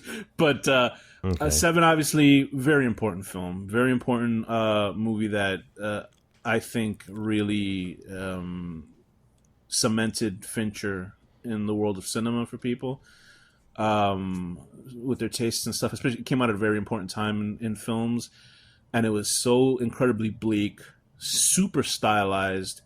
I remember just my mind being blown because of the fucking end credits being backwards. I was like, "Oh, this is genius!" This is, bro. Yeah. Who gives a fuck? It's just, but it's just so Absolutely. stylized in such a great way. Brad Pitt. Why am I forgetting the voice of Morgan Freeman? Morgan Freeman, excuse me. And Kevin Spacey, who never got into any trouble legally after that. I mean, what can I say that hasn't been said about Seven? That you just know it's a depressing film just by knowing about it. About these two detectives trying to capture a murderer who is using the 7 Deadly Sins as a template for retribution, and his whole wackiness. And it's just a miserable film, and miserable in a way that, like, these two guys are fighting an uphill battle because they're just trying to figure out why is this guy doing this? Like, what is the point of what his reasoning for? And Morgan Freeman is just dropping like truth bombs every other fucking 10 minutes in this movie, especially even his last phrasing in the film is like it's such a dark ending as well. And the fact that you know what's in the box and all this stuff, and then like one of the two leads is arrested. Obviously, whoever listens to this episode knows what the fucking ending is. But you know, with Morgan Freeman's voiceover at the end, because it sort of almost was like Freeman's character knew that there was no hope for him. He'd already been beaten down by the world and all the horrors that he's seen as a detective. And, you know, and now losing like Gwyneth Paltrow's character and then Brad Pitt's character, and then he's at the end saying, you know, yeah, he said the world's a beautiful place and it's worth fighting for. I agree with this second part. I think that's the quote. Right. So if I can remember, I mean, like, correctly. I don't want to get too much into it. Just much like in your Sorcerer, you know, your statement, like, it's too much to like unpack within this episode. But obviously, it's a film that I think is with the dealings of nihilism, especially the worldview of the two leads in the film, and even the worldview of the killer in the movie. They're all saying the same thing, but from opposite ends. Do you know what I mean? So, right. I think it's a super important film. It's super nihilistic, but it's not a bummer of a film. It is a bummer in the film in some aspects, story wise and for characters. Well, but it's such a stylized it depends on right. It's a stylized masterpiece, but it's I think the only one that has sort of hope is Brad Pitt's character, because he's trying to be like a hero in the film. He's always trying to, you know, say that, like, we're gonna prevail, and Morgan Freeman's like, no, you're not gonna prevail. You know what I mean? Right. But again, it depends on what type of person you are. There's people that I know that watch this movie and they go, I'll never watch this movie again. Oh, how and I remember watching this for the first time Yeah. in the theater, and I'm being like, I was invigorated by this Of film because course, I had yeah. never seen a film like this. So it's like it depends on who you are and what are your tastes and likes, because this is something that obviously the subject matter is very dour and depressing, but when you look at it from just the level of from the outside level of just the film and an experience, movies are experiences, and this one takes you on an experience, and so that's the best I can ask for out of a film. This film does that, you know what I mean? And the one thing I'll say about Fincher is that, you know, I think his films do have nihilism, because I'm gonna bring one up later, but they always have a shred of hope at the end. Right. That's the only thing that I take away from his films, and I feel like even Seven has that. When Morgan Freeman says that quote, I feel, and we figure out at the end of the film that he's not gonna retire. So they have a little conversation with the chief, and he says, "I'll see you. You'll see me around." Yeah. So it's like this invigorated him to be like, you know what, I'm gonna keep doing it. So that kind of that's a little bit of hope in there, even though it's fucking dire and I always loved misquoting the movie too, because I think, what is it when they're flying and they just get the guy delivering the box and he opens it, and when he says to the helicopter, is it California stand back or stand down? Stay away from here. Yeah, Arizona stay. California, and I would always say Arizona stay back for some fucking reason, like an idiot. Like, Arizona stay back. I would always say that, and people had no idea what the fuck I was talking about. It's clearly because I was an idiot. But yeah, Seven. Like, there's nothing else I can talk about it right now in depth. I think he's gonna Fincher is a fucking master. He did Mindhunter, and now we don't get any more fucking Mindhunter. He's gonna be reteaming with Andrew Kevin Walker for The Killer, so I'll be happy to talk about that movie when that comes out in tandem with Seven, if that's possible. So that's that for that, and Andrew Kevin Walker's name will pop up as trivia for one of the movies that I think you're gonna be talking about in this episode. So your next film. My next film is the masterpiece from 2000, American Psycho. Oof, beautiful. Oh my god. A lovely movie. I love that movie. I love it more than anybody can know. Please expound. That's how I feel about Seven. Is how you feel about American Psycho. Yeah, it's like, this is a film that I remember I watched it the first time and I was like, oh, it's a good film, but it's a film that like grew on me over time, over years of watching it, because I don't know, it has this weird the way it's presented is very like just general. You know what I mean? I don't know how to explain that. I don't know if that's if you agree with that.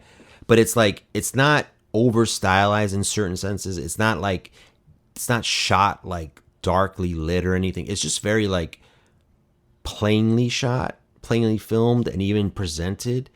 But it's done it. There's a reason for that. It's because of like, we're sort of like in Patrick Bateman's world. And sort of his worldview, I feel like, I don't know. It's and I think it's also trying to recapture like the '80s feel, because it takes place in the '80s. So it's trying to capture that more like generic feel that a lot of '80s movies had. You know what I mean? But obviously we follow Patrick Bateman, who is a serial killer yuppie. He works on Wall Street.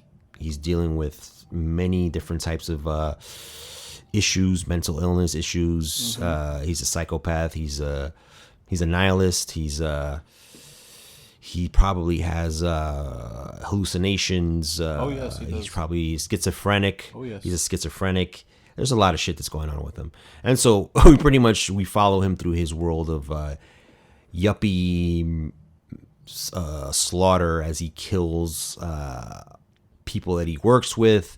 And it just delves into the mind of this guy, because there's a lot of voiceover in the film, and it deals, and it's giving us his inner monologue and how he feels about things. Do you think the voiceover worked for this movie? Because I remember seeing I do. Of course, me too, no question about it. Because I know in Adaptation they made a whole deal about a voiceover being so lazy to tell a film, and this is the opposite of that, because if anything, it heightens the movie. It absolutely heightens the film, of course, and what it is, and it works with the character, and it's Patrick funny. Bateman, It's funny too.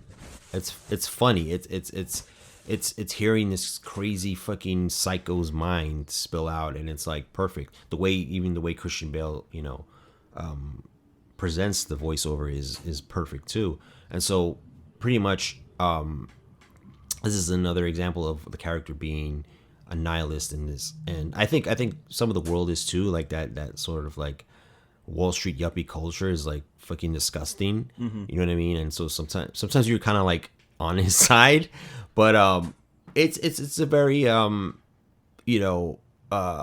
it's an interesting film. It's just it really, once you start watching it, you're just glued to the screen because it's so well done.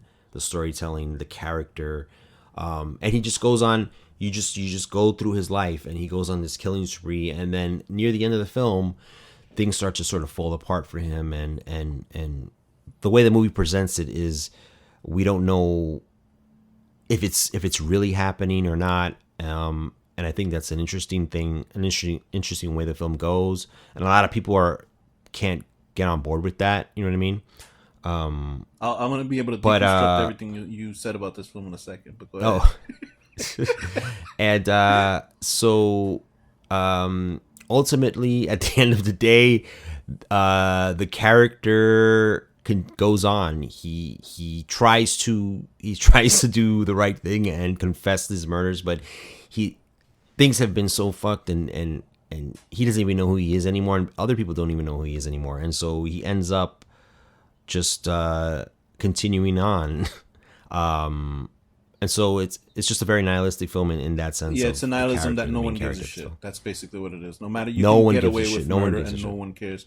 So, if you let me sort of expound a little bit, I won't go too long. We did an episode a long time ago, a very long episode, because I couldn't stop fucking talking about the movie. I'm like, it was just like I couldn't stop talking about it. I wouldn't mind doing a new episode, basically just rewatching it. But, so, let me just make it short. American Psycho, I read the novel. It's a very tough read. When you first get that book, I remember buying the book from Virgin Megastore. I believe it was Virgin Megastore. I bought the book from. I have it in my closet. It's one of those editions. I bought it. I read it. There was parts where I was just like, "Holy Christ, what am I reading?" Because it's like there's like 10 pages of discussing Whitney Houston song or her whole album. There's like 3 chapters that are just like in the film, when he does those sort of talking about albums and stuff, that's in the book. Like, there's literally 10 pages of talking about Huey Lewis and the News and stuff like that. A lot of weird shit in the book. I saw the film. I actually remember when I saw it at one of Manhattan's last $2 theaters, because I hadn't seen it in its run. I saw it at, when the movies get bounced off to there was a cinema. Yeah. There was a cinema off Broadway where you can watch movies like for $2. Which I went to many times. Yeah, okay, good. I saw what was that movie? I Know What You Did Last Summer. Oof. I saw that one there. It was fun. What was crazy? It was between. It wasn't my choice. I was with other people, but it was between that and Devil's Advocate, and I wish I had seen the Devil's Advocate. You know what I saw? I saw Tank Girl instead of Pulp Fiction. How about that one? See if I can. One of the worst movies I've ever seen in my life, bro. Oh my god. That's the guy who designed the Gorillas, did Tank Girl, but boy, did they not take his advice on that movie. Anyway, so I remember seeing American Psycho, and I was laughing my ass off in the theater because I got the inside jokes, I understood everything, I was laughing at that movie. So here's a little thing. So Christian Bale, perfect. Mary Harron did a fantastic job. I know you say the movie is not stylized, and I agree to a point. I think that the movie, though, is shot in such a way that nobody else exists in this world except for Christian Bale and any character he's interacting with. And it feels empty and it feels hollow.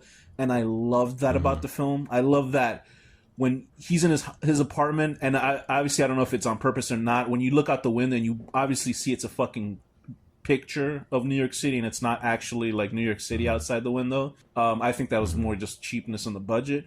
But I'm so glad with what we got here. I know there was a version with Oliver Stone and Leonardo DiCaprio that they were gonna do that one, and I would have loved to seen that one too. But I think Mary Harron with Christian Bale. Christian Bale is just like I can't imagine seeing anybody else playing this role. It's funny how like Bale totally went like he based the character on an interview, or based some aspects of Patrick Bateman on watching an interview with Tom Cruise on David Letterman, because he said Tom Cruise came off like a person who didn't really exist. Like he was just like Which, sometimes you feel like that. And it's so funny because in the novel, Tom Cruise is in the book, and Patrick Bateman takes an elevator with him. And yes, like you said before, he has mental illness because there's a whole part where he goes, and I've said this to you plenty of times before, he goes to a U2 concert. And obviously he's having a mental episode because as he's watching U2 play, because I don't think he even likes U2, he's just watching them play. And I know you like U2. But I always knew that you would find it funny that in the middle of the concert, Bono levitates off the floor, and he only sees it. He doesn't see anybody else notice that Bono levitates off the floor, and Bono proclaims that he's Satan. So, I mean, the book is just wild. Like, Bret Easton Ellis, I love his works. He's a snob, and I do not agree with him politically, but I love his writings, like Less Than Zero and Imperial Bedrooms and stuff like that. That guy... I love his books because it's just snobby assholes doing horrible things to each other. And with Mary Harron, with that very critical thing, like you said, where you don't know whether he actually committed these murders or not at the end of the film, because you just see him as sketches in the books, and a lot of the sketches are actually from what happens in the book, where there's the novel itself. I listened to later on, I listened to I think you can find that on YouTube. Pablo Schreiber is an actor that's really good, but he's not in anything big besides the Halo show. I think he plays Master Chief, but people hate that show. And he does the voiceover for Patrick Bateman in that. And anyway, I was listening to it again, and then when you said that it's very dubious whether he kills these people or not, because there's a whole fucking scene in the book where he... I don't even want to say it because I don't know it's horrible. It's just let's just say it's a rat going inside of a tunnel inside of a woman, and there's cheese involved, and it's disturbing, and I had to put the book down. But in the film, it's alluded to him not actually doing it, and Bret Easton Ellis released a book called Lunar Park, and he himself says, how could anybody believe Patrick Bateman actually did any of these murders? So he himself is saying that it's all in Patrick's mind. The issue is Mary Harron says that Patrick did do the murders, and her biggest regret for the film was not actually staying with, I think whether there was a scene or not, but she didn't actually make it very clear that he killed people, but she says that he did it. So that's in the opposite of what Bret Easton Ellis says. So right. If you want to believe that's from the director herself saying it. I mean, I've always believed that he did it. Yeah. I just felt like he is having hallucinations, like the scene with the cat and the especially ATM. the shit, because that happens in the book too. But that one is done in third person, right? While everything else is done in first person, which is very weird. Yeah, right. And that all happens near the last half of the film. So then he's really losing it. It's all connected, and so you put it together. And you're like, oh well, I guess he didn't do it because he's having these hallucinations. Yeah, right. It's like we spoke about this recently, about that scene where he goes into Paul Allen's apartment, right? Yeah, Paul Allen's apartment, and it's cleaned up, and that's where he was using his apartment, and he was storing bodies there. And then the lady's like, "Don't come back here." And so you're like, so if you're thinking about the way the movie's telling the story, you're like, oh, he's hallucinated again.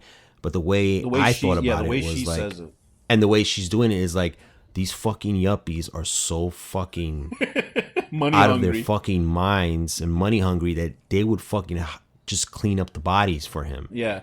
They're willing to get rid of dead bodies so they can sell this apartment and not lose the value of it. So that's exactly how I took it when I first saw the film. I didn't see it any other way than that. So that fits more with the narrative that's been going through the entire film of these fucking scumbag yuppies. And then it's that's why you sometimes side with Patrick Bateman's character, because you're like, these fucking people are scum anyway. Oh yeah. Obviously, he's doing horrible shit. Yeah, right. And it's demented and evil, but so is the entire world that he's in. Yeah.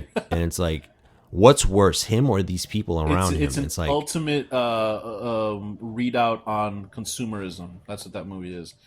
So yeah, obviously, just as how fucking I sound like a person in a candy store right now, I'm over excited about it. But don't worry, when we do our 7 episode, that's how I'm going to sound. Yeah, too. There you go. So we should do that 7 in American Psycho episode. But yeah. So I mean, that's all I got to say is the nihilism on that is that you can get away with anything that you want as long as people are rich and powerful to do it. So that's my nihilism idea on that. Okay, so the other one I pick, the Transfiguration. Okay, so this is a quiet little film that came out a couple of years ago. Let me open up the IMDb just to get it ready. But the Transfiguration was this really interesting indie little film about this young boy in the inner city. I think it came out 20. Let me see. It's not okay. Here we go. The Transfiguration came out in 2016. Super small film about this young boy whose mother had committed suicide, so he lives with his brother who has PTSD. And it's directed by Michael O'Shea. It's written by him himself. It's starring Eric Ruffin, Karen Chechis, and Lewis Scott. We did a review about this film a while ago, and it's basically this kid who believes he is a vampire. He's a young African-American boy, very nerdy, obsessed with horror films, mainly vampire films, because on his mother's deathbed, I forget if she had committed suicide. I think she did commit suicide because it was like completely bloody, her bed. What he did is, instead of like reacting normally, like being freaked out, he put his finger onto her blood and he put it in his mouth. And from then on, he's only like, in the movie, he's only like 14 or 15 years old.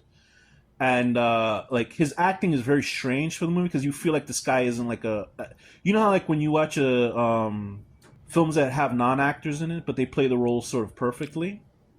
I think that's like Right. Eric Ruffin is in this film, because I can't think of him acting in any other film besides this one. And what he's doing is that he's this little 15-year-old, 16-year-old kid. He's 15, going around and he's committing these acts of murder and drinking people's blood. And it's a super dark film because this kid, he befriends this young girl who's about the same age, but she's more sexually liberated, I would say, because she has no sort of family life, and she sort of only feels accepted by sleeping with other people. There's a scene where he first sees her, she's sleeping with 3 boys, like at the beach. And then like he just befriends. He doesn't have any judgments on her because he doesn't really care. He's not like sexually into her because he's too worried about being a fucking vampire. You know what I mean?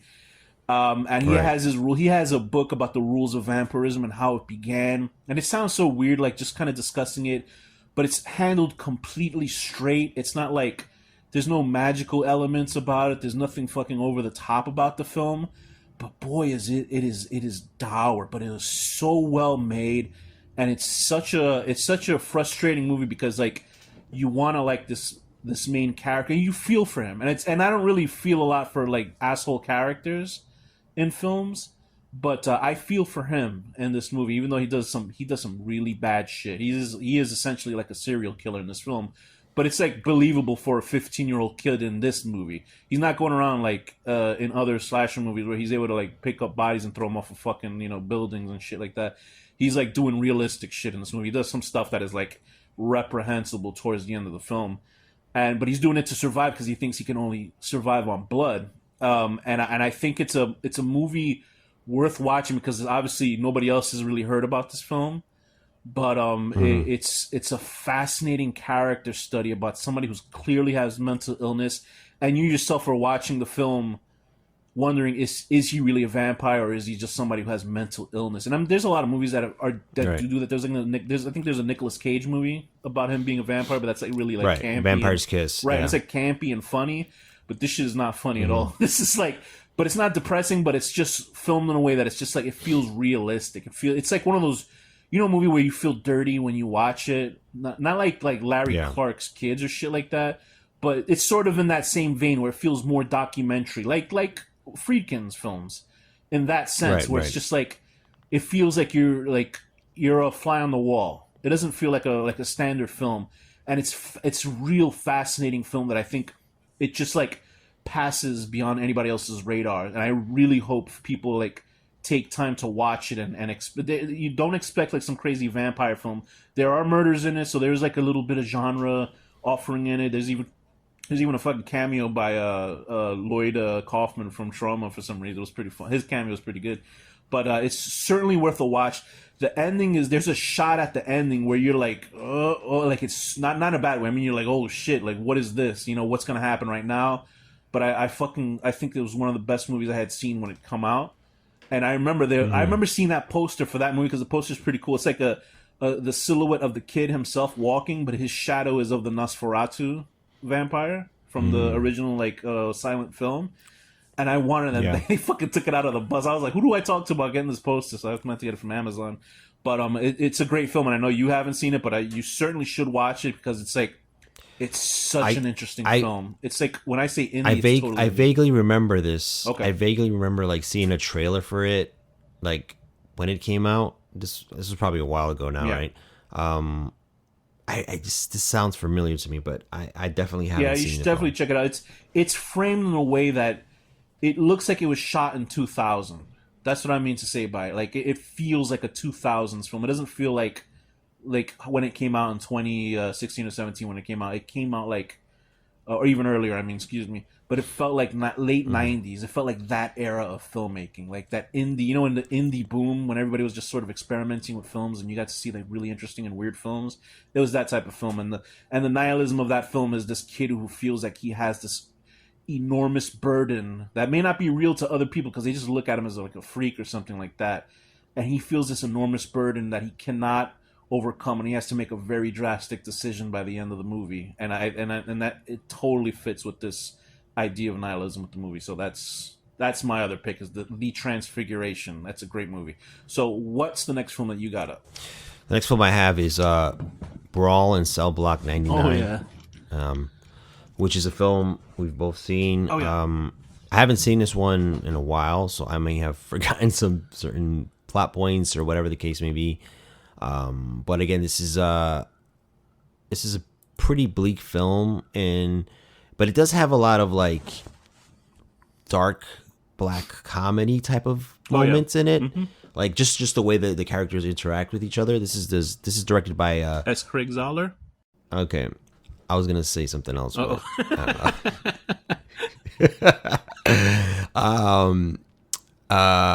and he has a specific style, a specific type of film that he likes to make. He makes very, very, very like dark, downbeat films. Mm-hmm. Obviously, his first film was Bone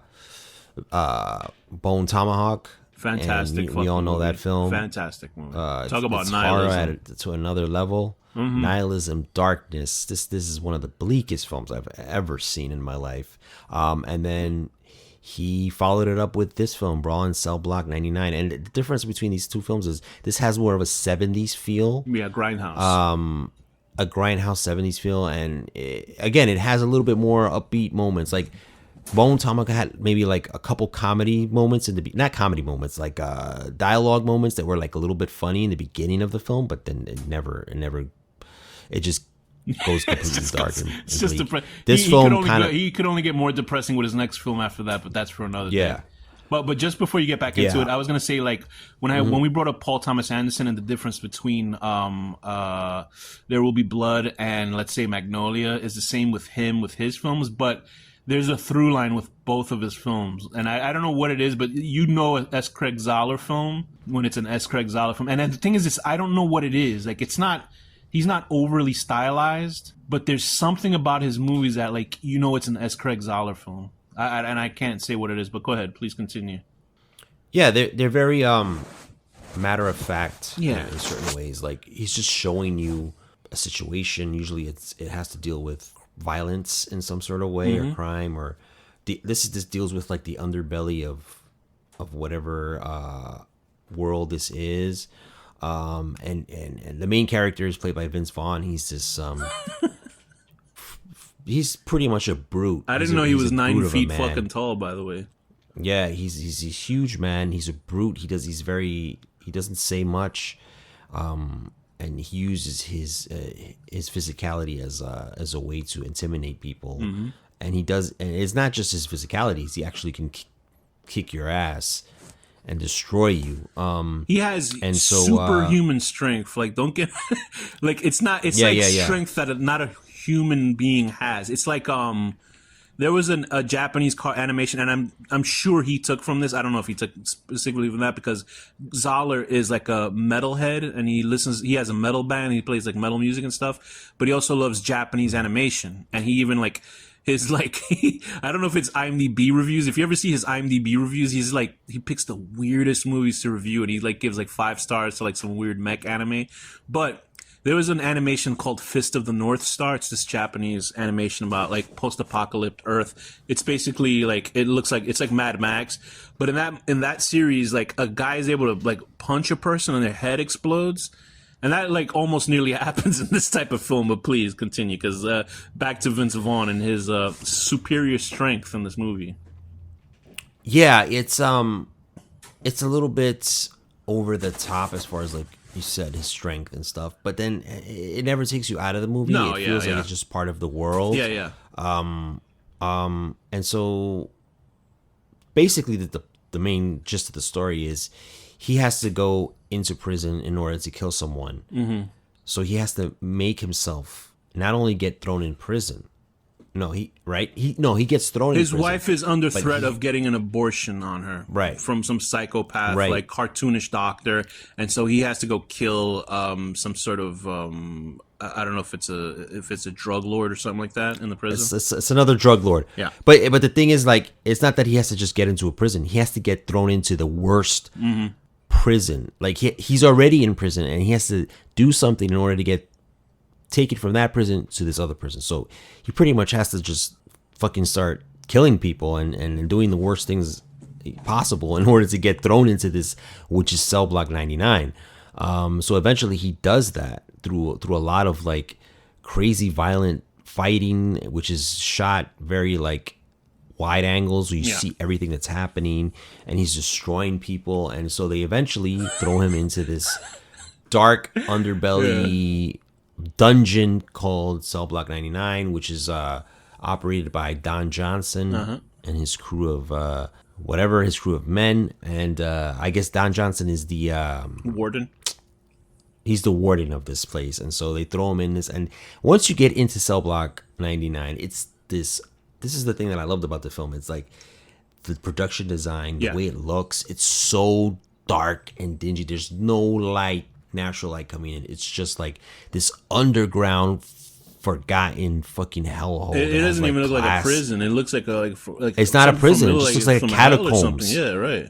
Like some catacombs, and like there's like cells, and there's like glass on the floor. And when you get thrown into the cell, it's like doesn't even have a bathroom. It has a hole in the ground, and it's really dark. I know. I watched this with. It's funny. I watched this with my mother, and she told me that night she had nightmares. No shit. She had nightmares because the movie is so fucking dingy and dark, and even just the tone of it. And so what ends up happening is he has to go through.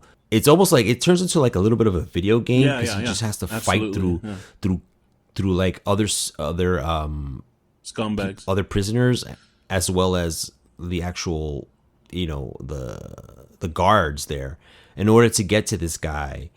And then he eventually gets to him, and they have another big fight.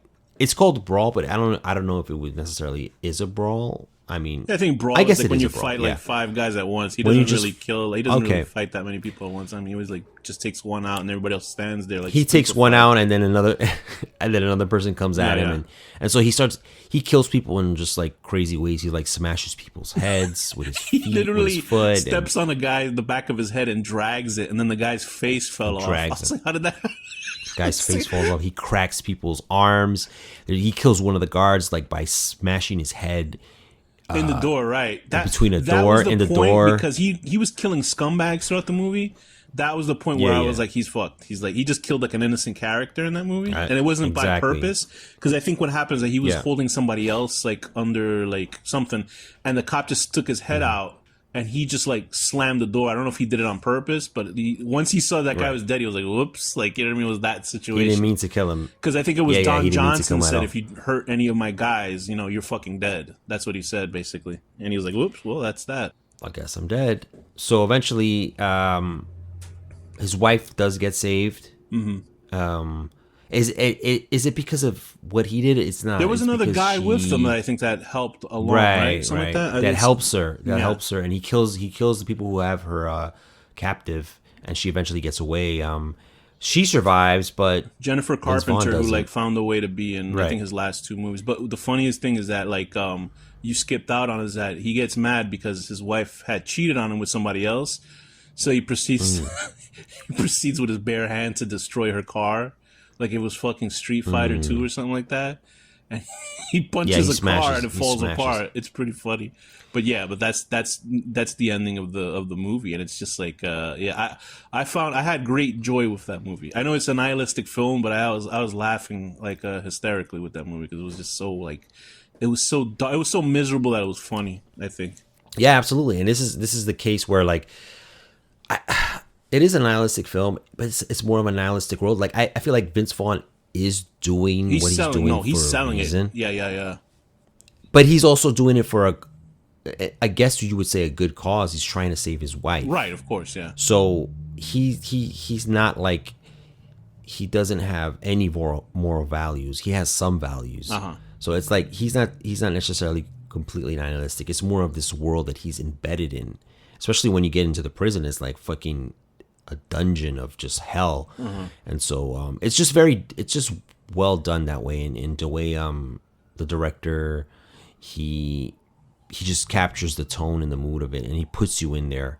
And yeah, and then it has that last final shot. Vince Vaughn actually dies in the film. Yeah. And he kills everyone he needs to kill, and he knows he's gonna die because the cops, Don Johnson's like, you killed one of my guys, so you're gonna fucking die. They all come into the room and they blow his head off. And one of the worst fucking cut. But it's still like effective. Moments. It's still great. It's effective. But boy, oh boy! And I know you think that they did that on purpose. You don't think so? To have the head. I don't think so. You know what I think? I think they just didn't cut they ran fast out of enough. Money or something? No, they didn't cut fast enough. Oh yeah. The reason why that shit like doesn't him, work dude. is because, but the reason it doesn't work is because it's held like 3 or 4 frames longer than it should be. Yeah, like it should have been a quick well, I mean, like, explosion. Yeah, talking about like Friedkin with his movies, when people got shot in their faces, there was a quick close up of their faces exploding, but then like when it came back to like wide frame, their faces weren't like anywhere near exploded. So he knew how to edit. Yeah, but the thing. Sure, he knew how to edit. Also, yeah, he didn't even use. All he did was like splash, He fucking just, red on their face. Like He never. This was like a prop head. Yeah, this was a prop head that got torn apart. I mean, it looks like it was made out of fucking cinder. It looked like it was like a pinata. Everybody's head in the movie looks like a pinata. Even when the guy whose face was dragged on the floor, like his skeleton looks like a cartoon character skeleton. It doesn't look like a skeleton from a living person. It looks like bizarre. Like, and then jaws get broken. It looks funny. Even his. Yeah. Even his body, when he's dragging it, it looks so like limp and light. Like all the weight just left the body. Yeah. So I felt like he probably didn't have a big like unless that's a choice. He can't get any movies made, which sucks because he's so fucking good as I think he's a great director, but you know he was recently, and I don't want to get into it because I know you and I will start talking about it for hours. There's like questionings about what his political leanings is, and people get upset about it.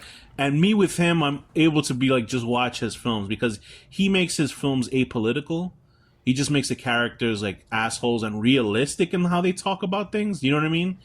He was working on a film that was like sort of a weird children's film, and he was working with Jim Henson's company and could not get the money for it. And the thing is, like, his movies don't make the money back. They're fucking great movies, but they're very niche. He started off well, man, with Bone Tomahawk, because that movie has Kurt Russell. Just a straight. Oh yeah, it's just a straight thriller. I mean, it has no political leanings because obviously it takes place in the Old West. I don't think any of his movies have political leanings, but it's just, I don't either. Like when I watch Cell Block in '99, I'm just You're like not thinking about it. They're just he's showing a certain part of society, like these like.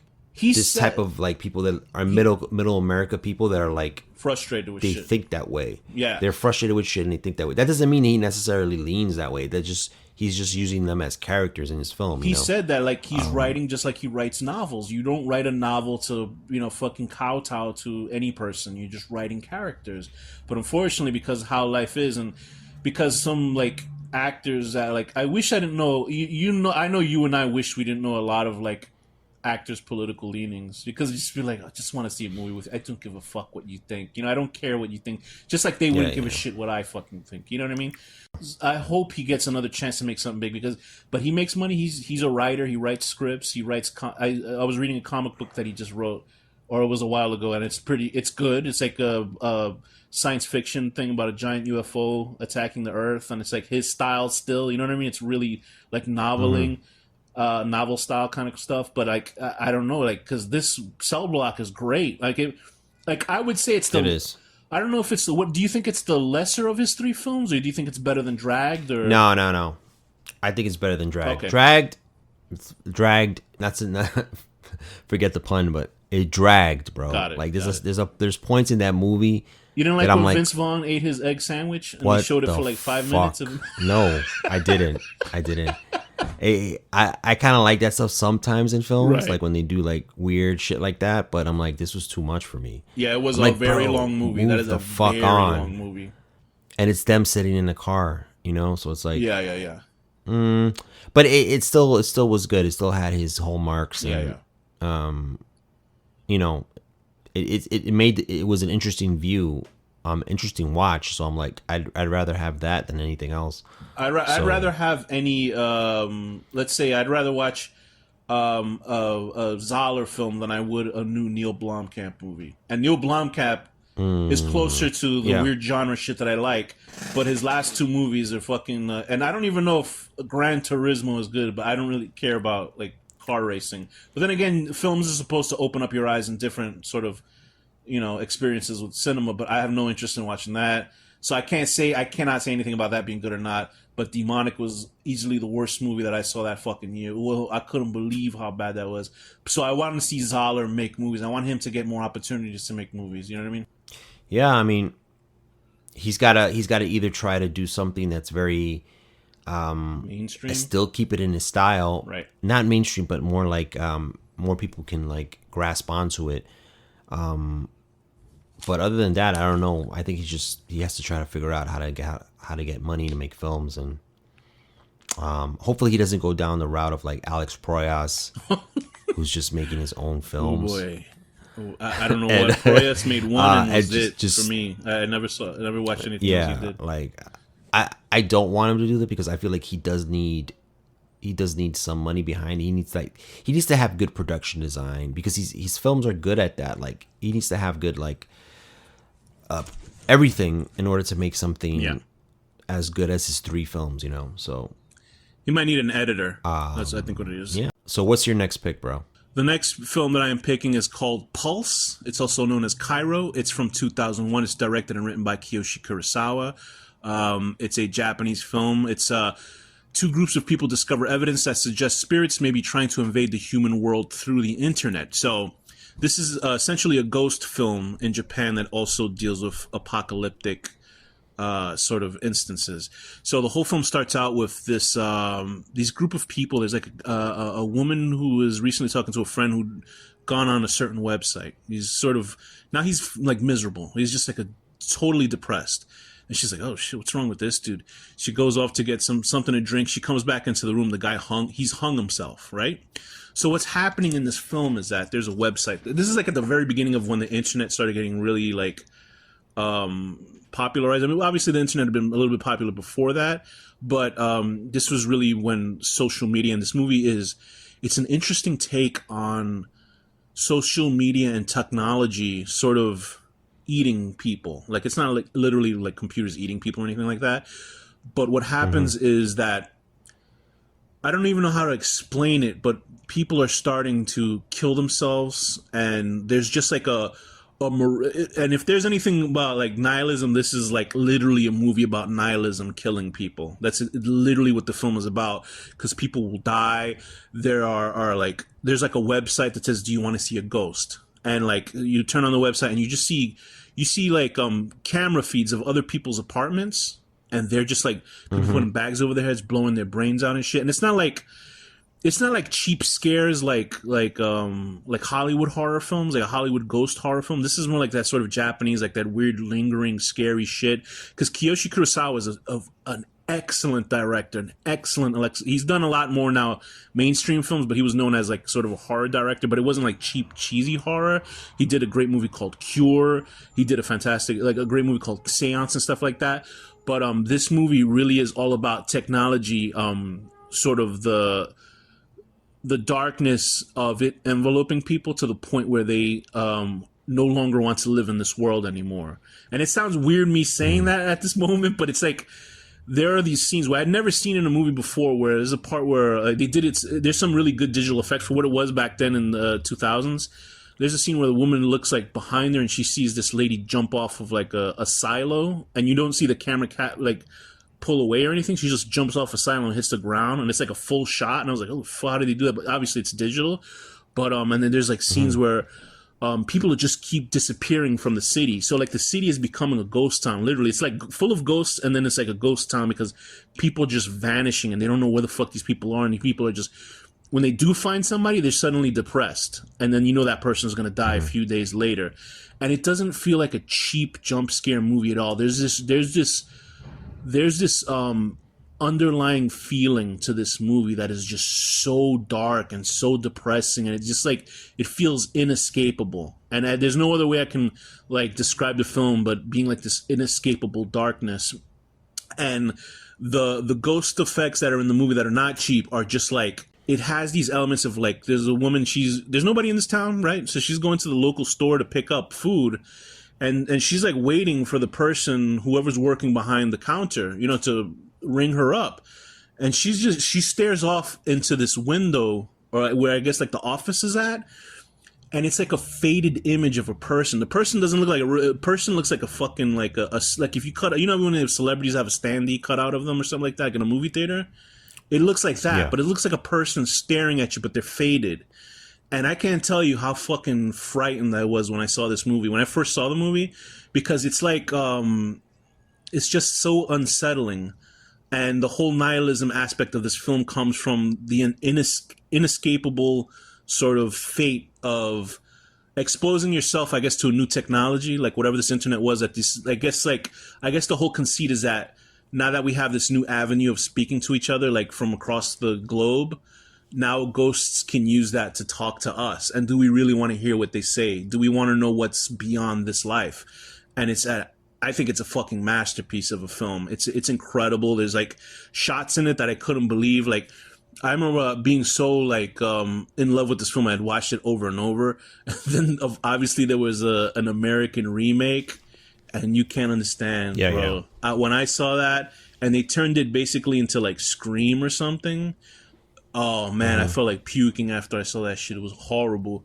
But Pulse/KAIRO by Kurosawa is an incredible film that if you know ghost films and if you know Japanese horror films, then you absolutely know this movie, and it's absolutely a movie to watch.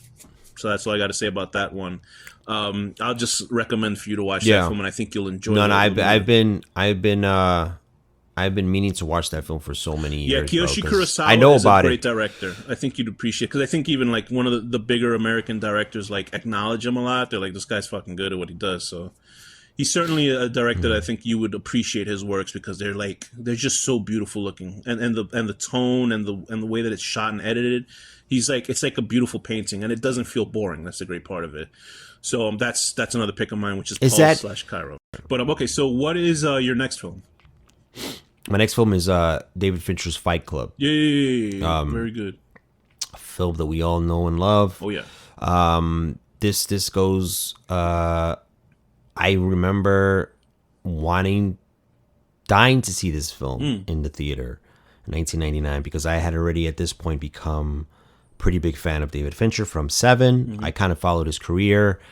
I didn't see The Game when it came out in theaters, but I remember renting it when it came out, and I was like, okay. You know, I was still up in the air about him a little bit. Okay. Like, you know, it's like one of those directors when you see their first film, and you're like, even though Seven wasn't his first film technically, it was Alien 3, but it was the same thing with Nolan. Like when I saw Memento, I loved it, but then I watched his other films, and I wasn't I was like that with him. Panic Room. Just so like what you mean. Right. But Yeah, it's weird because then by the time Panic Room came out, I was already a full-fledged. Gotcha. I loved everything he did, so I loved that movie, even Okay. though it's not necessarily. It's a little bit different from his other Very films. 'Cause it's mainstream, like a yeah. straight mainstream B movie. Right. So Fight Club, I remember I missed it in theaters for some stupid ass reason that we won't go into. So I remember renting it when it came out on video, and this was still around VHS. I rented it on VHS. I remember that specifically. Put it in my room. I watched it. And it was one of those films where I was like, this fucking film is speaking to me, because it was. It's like this film is made for our generation at the time. If you were 19, 20, 21, around there, this was the film that was speaking to you, because it dealt with like all these things, and all these emotions that we were going through about, like, our who are we as people, and specifically men, you know what I mean? And so this film is nihilistic, because I feel like all of David Fincher films are, but this one is specifically because main character played by Edward Norton, who is also Tyler Durden. What is the narrator? Twist already.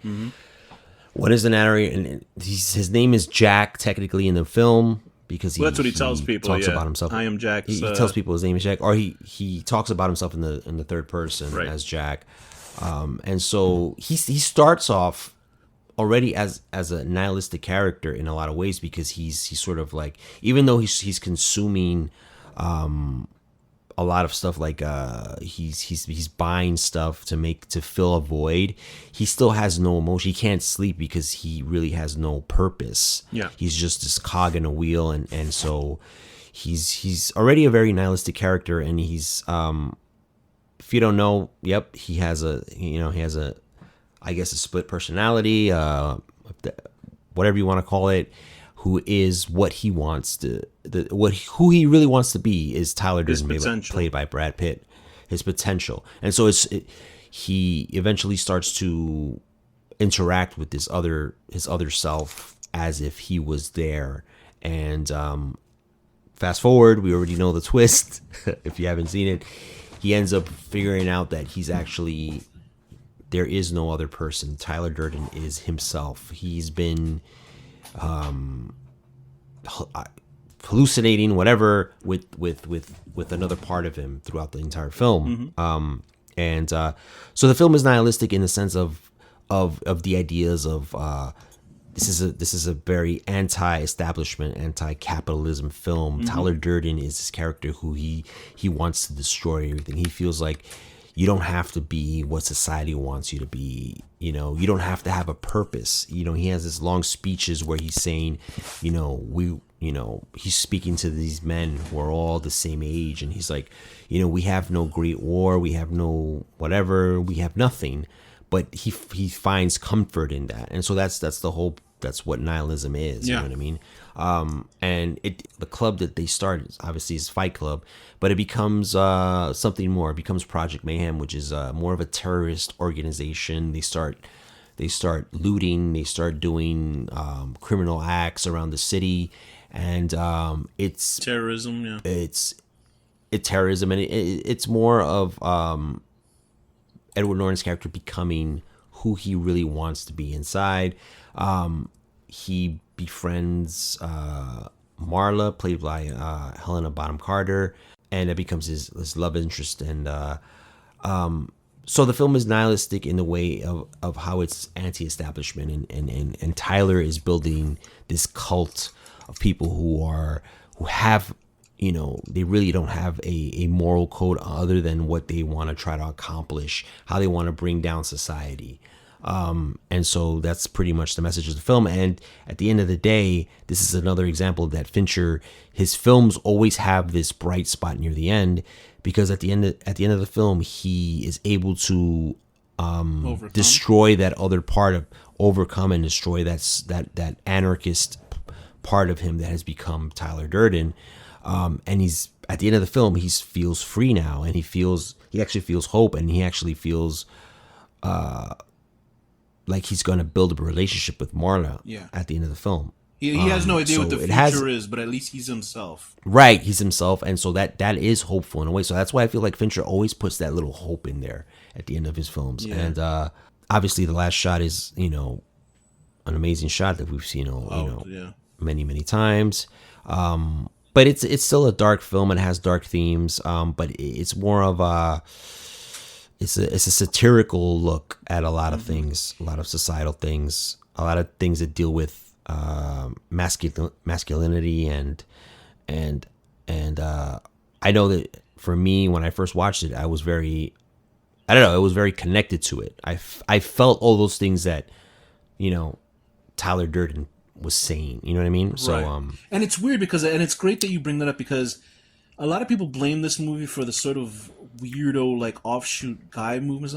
The movement of men in this film, I think, is much more honorable than the shit that's actually going on in real life. Honestly, myself, because it seems like absolutely in this movie, it's more about like this is it's weird to say, but it's like a positive sort of. I mean, it's an extreme, but it's like guys taking their own fate into their own hands and not becoming, cogs in the machine. That's what they're doing. They're not busy fucking Right. like in real life. Like a lot of people now in these really weird fringe shits are worried about what their relationship is, what's going on in their relationship, and they're trying to put on these weird sort of like airs about like, oh, this is what how I should be compared to you. Fuck that. This is what Right. it is. It's about like getting Right. your frustration out as a in the caveman way of like beating the shit out of each other, I guess is the way. Right. And like, but still respecting yourself enough. They are like pretty bad guys. Like I won't say, oh, these are great guys, but what they're doing is like, but at least like they're waiting for people to leave buildings so they can destroy them and like Right. destroy. Right. And like, and I'm not like advocating for terrorism, but this is at least more like when you see these sort of weirdo like in this film, how the male representation of terrorism and how it is supposed to be looked at as sort of like a juvenile way of these guys to reclaim their masculinity. It's still much better than what the fuck is going on in real life, honestly. If you compare the absolutely. But the people of today, these fucking alpha male wannabes, Yeah. they're like worrying about the stupidest shit. Like they're worried about like woke culture shit. Or It's some like, girl, if you, like who gives a fuck? Then don't some date the girl. You don't girl- give a shit. Who cares? Fuck them, bro, like, Do dude, like, your own. Do anything to make yourself better, as opposed to, because if you're just tearing down other people, then what's the point, man? Like, because that if you need to tear down other people to make yourself feel better, then what the fuck is the point of it? Because then you're gonna be tearing everybody else down. Be yourself, man. Be proud of yourself for who the fuck you are, and you can change your life, man. Listen to us now. We're gonna imagine that just from that one spot. It's gonna be, these guys are real, man. Yeah, fuck. Anyway, and then also here's a funny thing that I'm gonna say that. Chuck Palahniuk, I read a couple of his books. He's the one who originally wrote Fight Club, and then Fincher, and who wrote it? Jim Ools. So he adapted the book, and he made some changes in the book, changes for the book for the film. And Palahniuk, I think, liked the film's ending better compared to his book. Although I think it was sort of similar, but I think the narrator ended up in a mental institution. But Chuck Palahniuk made a sequel to Fight Club, 2 sequels, 2 and 3 in graphic novel format. The worst fucking things horrible, man. I know you wouldn't read them anyway, but I tell anybody, if you read Fight Club 2 or 3, because that's what they're called, horrible. Fucking Tyler Durden is an actual like being, like an actual ghost or something that is summoned by people who feel like shit. So it's not like in the movie where he's just like a mental illness. He's an actual fucking ghost or something like that. And I don't know what Chuck Palahniuk, what he smoked in between after that movie, because that's the movie that gave him the most recognition. Oof maron. That's all I got to say to that. But yes, Fight Club, obviously fantastic film about nihilism. Super absolutely, stylized, and beautiful film, amazing. Do you think it's Fincher's best film? Between Zodiac and that's that? What do you that's think? hard. That's hard to. That is I hard. don't think it's his best film. It's not my favorite of his films. Like I like Fight Club or Zodiac? I get into those Fight Club. I get Okay. into those moments where like I kind of get tired of it at some time, and then I come back to it because I've seen it so many times, and it's like one of those movies that it's like it's very specific. It has a Right. very specific like But tone he and has his trinity. Like there's no question the trinity of his yeah. It's Fight Club, Zodiac, and Seven. That's the three that are always like forever. I think a lot of people. All right, I think Seven a lot is of your people movie. put What am I talking about? Seven, obviously. Seven is my movie. Right, Seven is my movie. But so a lot of what people even put ask? a lot of people put Fight Club up there as his top film. Right. But I don't know. I don't think it's his top film, but it's definitely Why does Seven speak to you over Fight Club? I don't know. It's probably has something to do with nostalgic reasons as well. Fair enough. That movie changed my life in a lot of ways. But maybe if I would have seen Fight Club in theaters, I would have felt that way too. I saw it in theaters. I'll tell you this. You know, remember I told you I used to be stupid with movies? I was really stupid. Yeah. I didn't like I thought the twist was the yeah, and you didn't like The twist Matrix in the world. either, bro. I know, so yeah. I'm like, what the believe me, fuck? I told you, I am in my brain. I am 10 years younger than what I should be. And when I saw The Matrix, I was like, "That's it." When I saw the movie, I thought it was cool. my I thought God. the action was great.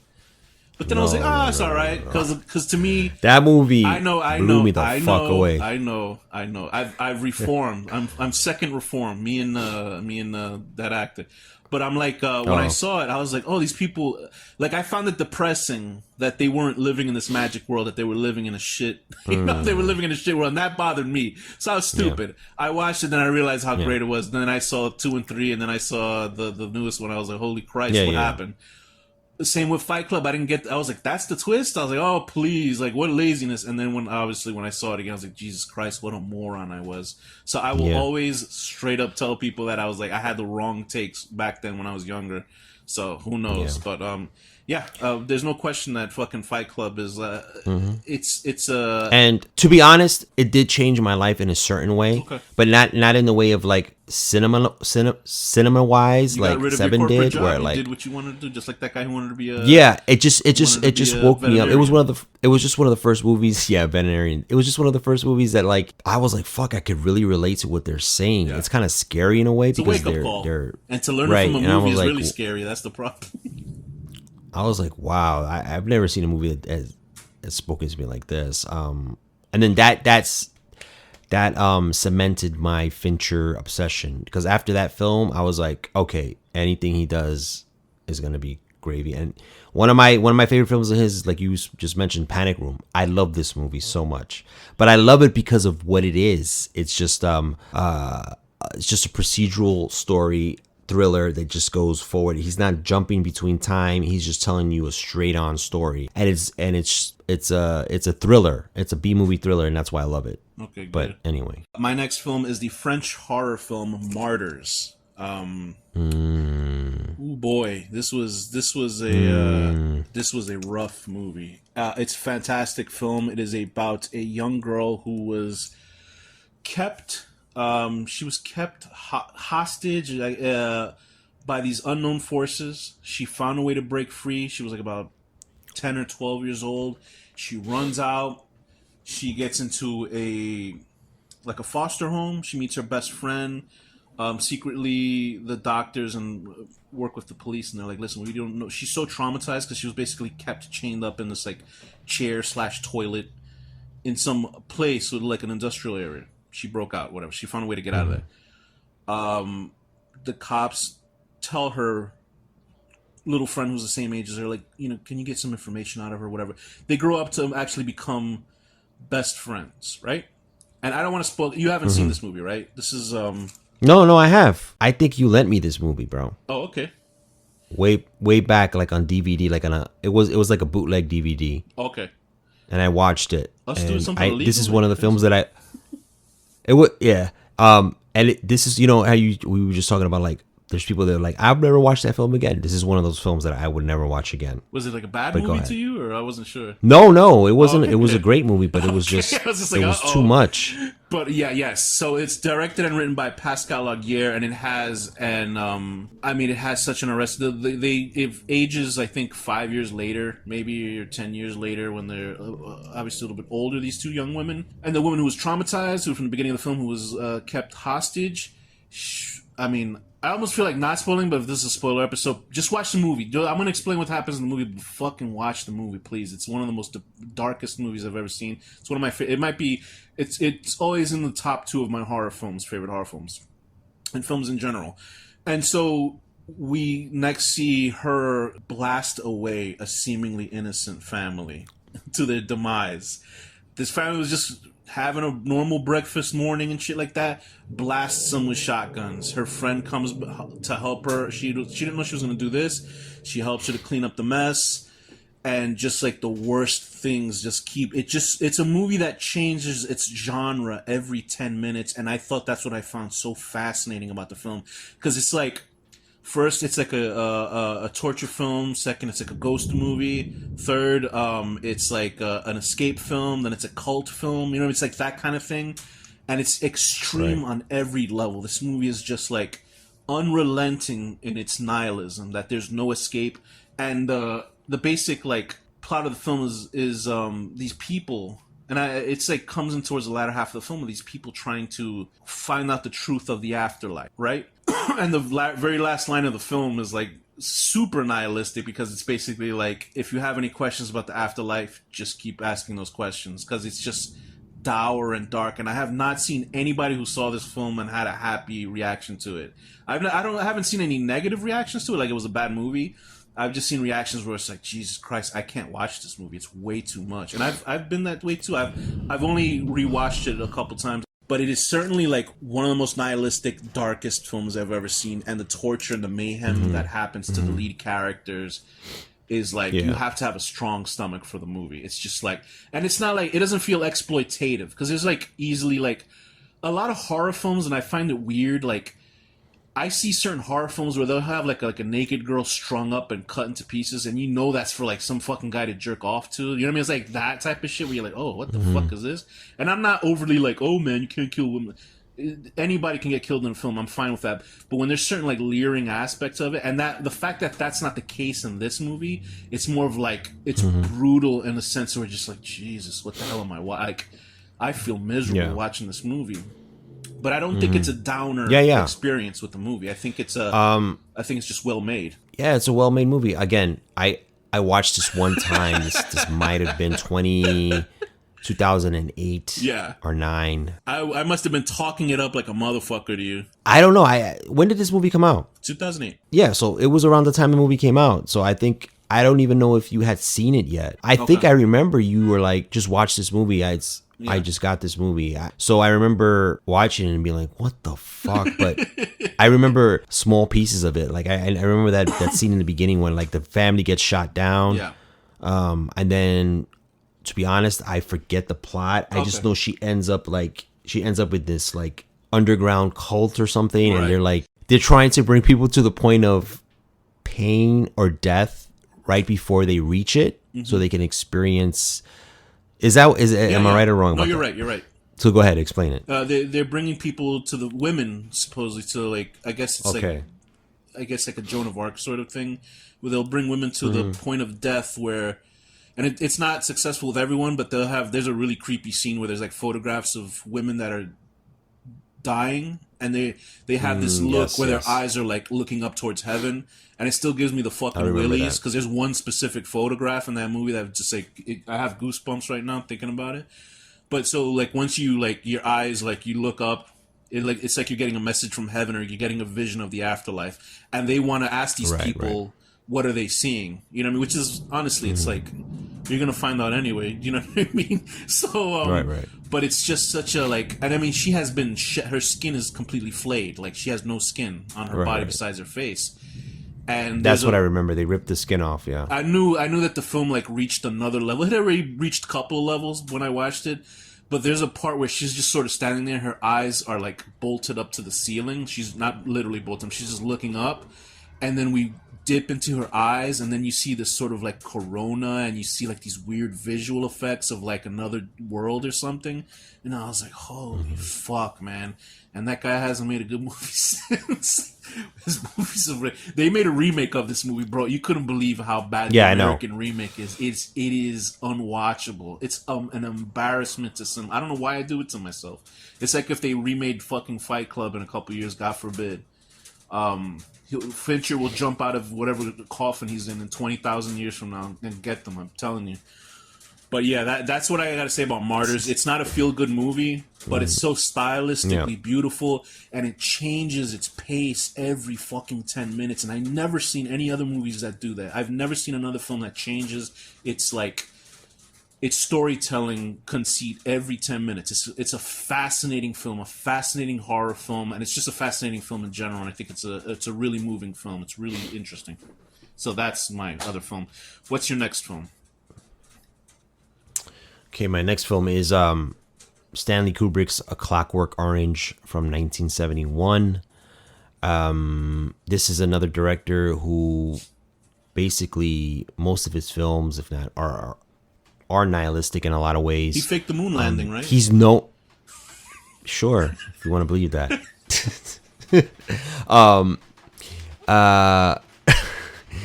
Sorry to throw you off. His films. Yeah, I know you did. His films are pretty nihilistic in a lot of ways. I mean, he's known for one of the criticisms of Stanley Kubrick is that he's very cold and he's very clinical, and his films don't have emotion, or his characters are very he sort of created that frozen sort of performance that Nicholas Winding Refn fucking rips off in his movies. And does to an extreme extent. I'm surprised we didn't pick any of his films, but his films are way too weird to be nihilistic. Honestly, they're too weird. That's why I love Kubrick, because he has those sensibilities, but he does it in a way he that's knows how to control his weirdness. Right? Yeah. He knows how to control it. His movies aren't even weird. Honestly, his movies aren't weird. They're not weird. They just have that. They just have that element in it. But his films feel naturalistic and a normal film. He just knows how to do it narratively correct. His films feel like pre-Fincher, and I don't mean, let's say Fincher's or post Kubrick. That's what I meant to say. Sorry. Exactly. Don't. You're gonna get canceled. No, it's true, and you can see a lot of his work in Fincher. You know what I mean? Fincher's. Of course. You can see that he was inspired a lot by Kubrick. Oh, yeah. But Kubrick is this film is, if you don't know, it takes place in the future. This is made in 1971. It doesn't say it in the film, but if you read a synopsis of it or stuff about the book, it takes place in 1995 in a sort of dystopian future where gangs sort of run amok. Society is a bit it's taken over by crime in a lot of ways, and the main character is played by Malcolm McDowell. This is based on a book by Anthony Burgess. And Malcolm McDowell plays the main character, Alex, and he is the leader of a gang, and they do horrible, violent things. They partake in what they call ultra violence, and so most of the film is following them around and seeing them. Droogs, right? They're called droogs. And wait, so they're different. One thing before you go on, sorry. Yeah, it's a funny thing. Yeah. I remember they made a Space Jam Part 2, right? And I remember that on the internet, they were there was a big people were so pissed off that Pepe Le Pew was in the movie because he's a bit of a sexual assaulter kind of character, I guess. They were so upset. So the HBO got rid of the character. When you watch the movie, there's a whole bunch of droogs running around in the movie. And I'm like, wait a minute, those guys actually do what you thought Pepe Le Pew Yeah. But the movie's so old, people forgot. But go ahead, please continue. Oh my god, that's fucking weird. Pepe Le Pew never even did anything. No, he did it. He just, he was bothering chicks, bro. It's so fucking. That's weird. But yeah, so they do horrible shit. The first half of the film is them essaying a woman. Yep. Then they do a home invasion, which is pretty crazy, and because it's not only because the main character starts singing in the rain during this whole thing, and it's sort of it fucks you up because you're like, man, this fucking song is just. He was pissed you just about always, it. The guy who starred in the Singing in the Rain. Really? Yeah, he was really. I listened to an episode of Gilbert Gottfried's Amazing Colossal Podcast, and it was like a 2-part interview with Malcolm McDowell. And he was just talking about it. It was pretty funny. But he was mad. Oh, he stopped talking. He just would not even talk to Malcolm McDowell.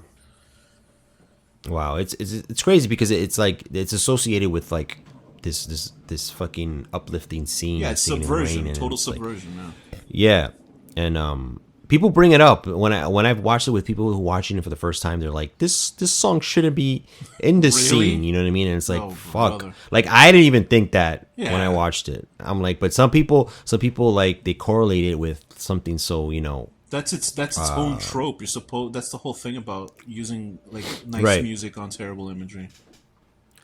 But can you imagine, like in 1971, people must have been fucking outraged by this film. Well, I mean, that's a completely different breed. Yeah, and just to say, this film was banned in many countries, and even Kubrick took it off screens because there was actually it incited incidents like the movie. Gangs were starting to do what they did in the movie, so he was like, "Fuck this! I'm pulling this movie." Yeah. He got a lot of death threats from this movie, but this movie is pushing the limits of cinema. It's what Kubrick did the best. He pushed the limits of what can be shown on screen. People were fucking outraged by this film. Like I said, it was banned in certain countries for 20, 30 years. And it follows Alex through these incidents, and eventually he gets caught, or he actually gets his own droogs turn on him, and he gets arrested.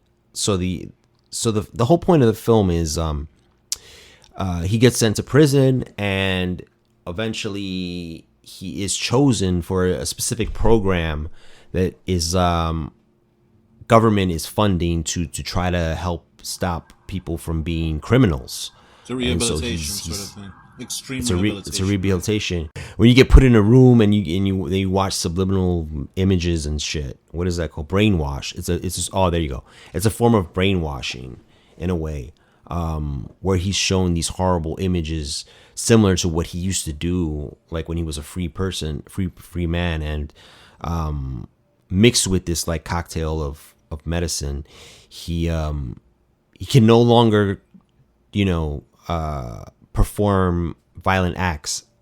So that's the whole program. It sort of takes away your will. It makes you controlled, and so it really just shows how society and government can try to overstep its boundaries or whatever the case may be. And so he gets put back out to the world, and everything that was done to him and that he did in the beginning of the film is done to him at the end of the film.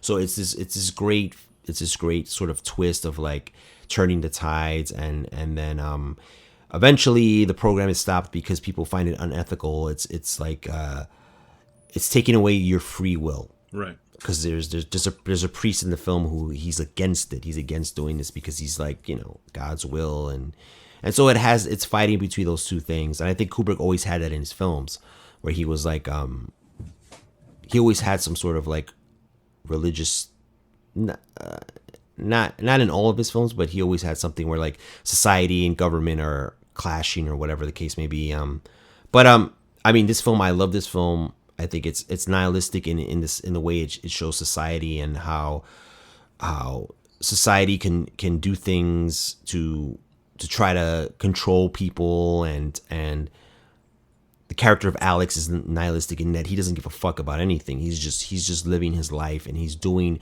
what he feels he's meant to do. These horrible crimes and whatever the case may be. But it's an awesome film. It's obviously it's Kubrick. He's shot amazingly. The music, he uses a lot of classical music. That's another thing, is it juxtaposed to the imagery. The classical music that he uses works so well, and it's a lower budget film for Kubrick at the time, but it works because it's gritty, and I love it. It's a masterpiece to me. It's a masterpiece of a film. It's one of my favorite films of his. You think they didn't give him the proper budget because of what's in it? I think so. I think because of the content of it, they were like, he was like, I'm going to keep this a low budget so I could have more control over it. Right. Because even at the time, I think he had done already 2001: A Space Odyssey, but I don't think he didn't reach the heights of his power yet. Okay. He was almost there. So I think he just was like, I'm going to do something. I'm going to push the limits, so I'm going to keep it low and do it down and dirty. Okay. Yeah. Yeah, I mean, there's no question of how much of a classic that movie is, like, revered. So, is any other? It's an amazing movie. Yeah. Any final words on Clockwork Orange? Just it's steeped in nihilism. Eventually, the character doesn't really have a redemption. He's just really thrown back into the system at the end of the film. So it's kind of a downbeat film ending, but it has that like very like sarcastic sort of comedic elements to it. Even though there's horrible things happening, Right. you can laugh at certain things, especially like the banter that he has with the Droogs and other people. So It's cyclical. yeah, it's a masterpiece of a film. Yeah, absolutely. Okay, cool. My next film is Memories of Murder, which is a Korean film. It's I picked a lot of Asian cinema in this. Hopefully they're all worth watching. I know they're all actually worth watching. But Memories of Murder is from 2003, directed by Bong Joon-ho, obviously a director that all of us should know by now, who did Parasite. It's written by Bong Joon-ho, Kwang Rim-kim, and Sung Bo-shim, starring Song Kang-ho, Kim Sang-kyung, and Ro Ha-kim. So it's based on a true, actual murder case, an unsolved murder case in Korea. Now, you can go in. I think, honestly, this is the Korean answer to David Fincher's Zodiac film. Although Zodiac, you actually see the murderer running around with his mask on and stuff, and it's very like unsettling if you believe that story of the guy with the pillowcase on his head. Although people debate that, but it's a wholly different type of police procedural. But this is a police procedural dealing with a killer who's been murdering young women. It's in a small Korean province in 1986. Two detectives struggle with the case of multiple young women being found essayed and murdered by an unknown culprit. So they just keep finding these bodies, and they keep finding these bodies. And there's a bunch of, since it's a smaller town, there are people that are obviously stick out like sore thumbs just because of other people's, gossiping. There's like a guy who's mentally slow, and so he becomes like a main, suspect. There's other people that are obviously very, they're very insidious people that live in this area. The politics of the police trying to find, because you don't really see, they never show the evil guy's side of this film. Do you know what I mean? It's all just mostly we're on the cops' side trying to break this case, which is like frustrating to them. But it's a fascinating film, and the reason why I bring it up because it's like Zodiac, because it's like a straight police procedural, but it's not boring at all. If you've seen Parasite, you clearly know how fucking talented this director is. This, I think, is his best film, for me at least. And there's like one officer, because it shows the difference between some of the officers, like the main guy is more of like a cerebral cop, like he's trying to figure out everything, he's trying to figure out like what's going on here, and there's another cop who's like an asshole cop who just like, he drop kicks people. Like he literally will, like, if you're a suspect and he thinks you're acting funny, he will literally jump in the air and drop kick you and kick your ass. And it's just a really fascinating, dark look at these cops who are like, and when you find, and this is obviously a case from 1986 that went unsolved. I mean, I'm going to go into what happens later on. And the whole film is that unsolved. And there's just this, because it's in a foreign country that I'm not have never been to in Korea. So it's almost like if you're watching a movie from like France or something, you don't know that type of but you got a basic, idea of how other people live in other countries. You don't know what the cultures are entwined with, especially with crime and stuff like that. And I think it's just it's a beautiful film. It's got this lovely, lovely darkness to it.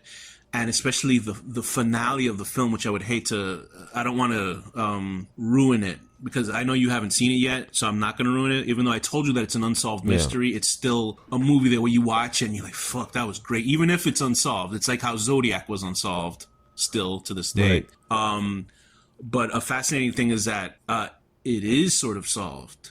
in real life, and I don't want to say what it is because this has nothing to do with the film. You can watch the film, but like, it's not solved in the movie.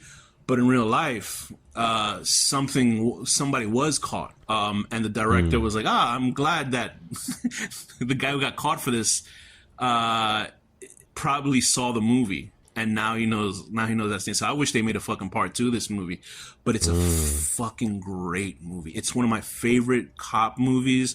It might be my favorite police besides obviously Zodiac. It's my favorite like cop film ever made. And Seven, obviously, but Seven's like phony. This is like, real, based on reality. Although, it might be jazzed up for cinema as well. But I think you yourself would definitely, I think, would appreciate this movie. Yeah, I mean, to be honest, I've started this film like 3 times. Maybe I was wrong. It's not that I was wrong. It's not that it's bad or I don't like it. I just start it and then I'm like, is it the racism? It's like one of those things. Like, I'm just kidding. I'm joking. No. Like I'll watch it like on my phone and I'll be like, all right, I'm gonna watch it, and then I'll be like, all right, I'll watch it. I'll finish it later. Yeah, right. And then I know this is like two. I get what you're saying. I didn't see. I saw The Outsider finally, like you told me. I read the book. I love the book, and I didn't watch the Outsider. I should have been the first one to watch that when it came out in 2018. I just finished it this week, so I know what you mean. I watched Mr. Mercedes that came out like 2019 or 2017 or before Mr. I saw the first season. There was 2 other seasons, so now I'm starting the last 2 seasons. So I get what you mean. There's some things where what did you think of? Just come back to it, but I certainly think if you gave it a strong go, I think you would appreciate it because it is like a Korean Fincher film. I think you would like it. But the nihilism in that film is not knowing what's happening. But go ahead. What I gotta do is I gotta sit down and like not watch it like in the middle of the day or something. Like I gotta like give my time. I think you might be in the right. You have to get in the right mood for it. Maybe I don't know, but I think it's a fascinating film, and I think you would end up appreciating it. And then you're gonna hopefully you'll kick yourself for not watching it. And I love his films anyway. I love his films. I like Mother. I like. I have not watched that one. That one I was supposed to watch. That's weird. That's every time I bring it up, you're like, I haven't watched it. I'm like, it's weird. I haven't can't seen believe that one. it. I will watch that one. But I remember I loved that movie, bro. Okay, good. Obviously all his other films. I even love Snowpiercer. I love that film too. I haven't watched that one either. I think that's shit. There's a fucking awesome Ukja, film. I watched every I didn't like Ukja that much. I watched every other movie that you haven't watched. How about that? That's what I think. Ukja, I didn't like that much. Yeah, I didn't think it was that good. I thought Gyllenhaal was great in it though, but it felt like a weird Disney movie. Hey, it wasn't. It didn't jive with me. Right. I get but what you're obviously Parasite was amazing, and then The Host. Oh yeah, obviously that was great. That was a great film. Even that was nihilistic. But you see how Korean movies could be like depressing, even though it's supposed to like a. They are, man. That movie. There's no doubt. There's no doubt about it. I was just like, well, wait a minute, but yeah, that's why I say Memories of Murder, because it's a fascinating movie, and I think everybody would appreciate it when they watched it. So, moving on to our last 2 films, right? If I did the math correctly. Yep. Okay. This is my last film. Let's hear what your last film is. With a little drum roll. My last film is 2007. 2007 is a year that's come up already 3 times. The Mist. Whoa. Directed by Frank Darabont. Oh yeah. Written for the screen by Frank Darabont. Written from the novella The Mist by Stephen King.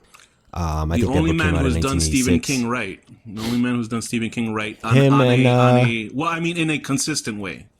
Obviously, we have Kubrick with The Shining, but everything that you said about Kubrick is everything that King hated. But go ahead, continue. It's true. That's exactly what he hated. Fuck King. Fuck him. I would respect him more if he made better. If more better films were made from his books. I don't think that's his fault. Go ahead. I don't give a fuck. But so this is The Mist. This is a film that is very well. It's very well documented how people have reacted to this film in many ways, especially because of the ending. Just a brief history. I watched this film in theaters when it came out because at that time I I knew Frank Darabont. I was like, he's making a fucking horror film. I gotta watch this, bro. You know, and obviously it was another Stephen King film. He had done The Green Mile. He had done, of course, Shawshank Redemption. So you're like, this guy knows what he's doing. He was a great director, even for making just those 2 films. So I was like, if he's gonna make a horror film, I'm gonna watch this shit. So I remember going to see it in theaters with a friend, and so the film is. It's like The Thing and Night of the Living Dead, where people are trapped in an enclosed environment. This is a supermarket. It's very B-movie like in its setup and in its execution, which I'm assuming is also. I think I remember listening to the novella, like the audio book of it. Okay. I didn't hear the entire thing, but I like the first half of it, and it felt like the movie in a lot of ways. Like it had that, like, the dialogue is a little bit like old-timey dialogue, you know what I mean? And I think he does that a little bit in the film. It's very King, by the way. It's very King, and it's very on-the-nose dialogue, which can throw people off. But I think it's done well here. I think if you go into this movie, if you understand that it's meant to be kind of like a B movie, then I feel like you'll have a much better experience. Although I feel like this film takes itself completely seriously. Like this is not a film that is like making fun of itself. No, yeah. Once shit goes down, so pretty much what the idea is, a mist overtakes this town, and inside the mist are these weird creatures, which we don't know where they're coming from, why this is happening in the beginning of the film. It's like a gate that opened, right? Like a Stargate opened. It's basically a dimension. Another dimension is opened. Yeah, another gate, which the military is doing experiments on this mountain, which I like the fact that they explain it. I like that because it gives it a night, and they explain it later on in the film. For the first quarter of the film, you don't know why this is happening. You think it's just a phenomenon that's happening.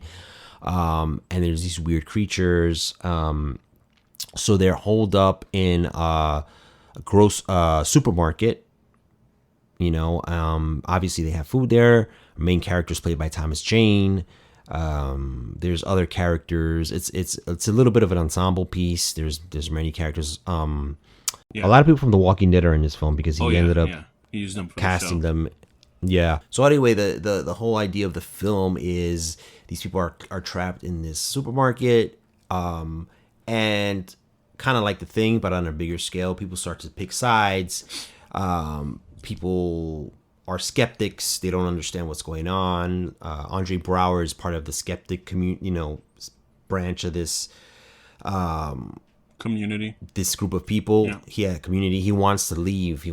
And Thomas Jane, his name is David Drayton. He's like, dude, there's shit out there that can kill you. Marcia Gay Harden thinks it's religious things going on and like the end of times. So she starts building her own faction, and so everybody starts getting split up into these little groups, and it's the age-old story of like when something horrible happens, humans will turn on each other, right away. There's just great moments of dialogue about that where the characters talk about that, like that's their big fear, is when people are going to start turning, regardless of the horrible shit that's outside.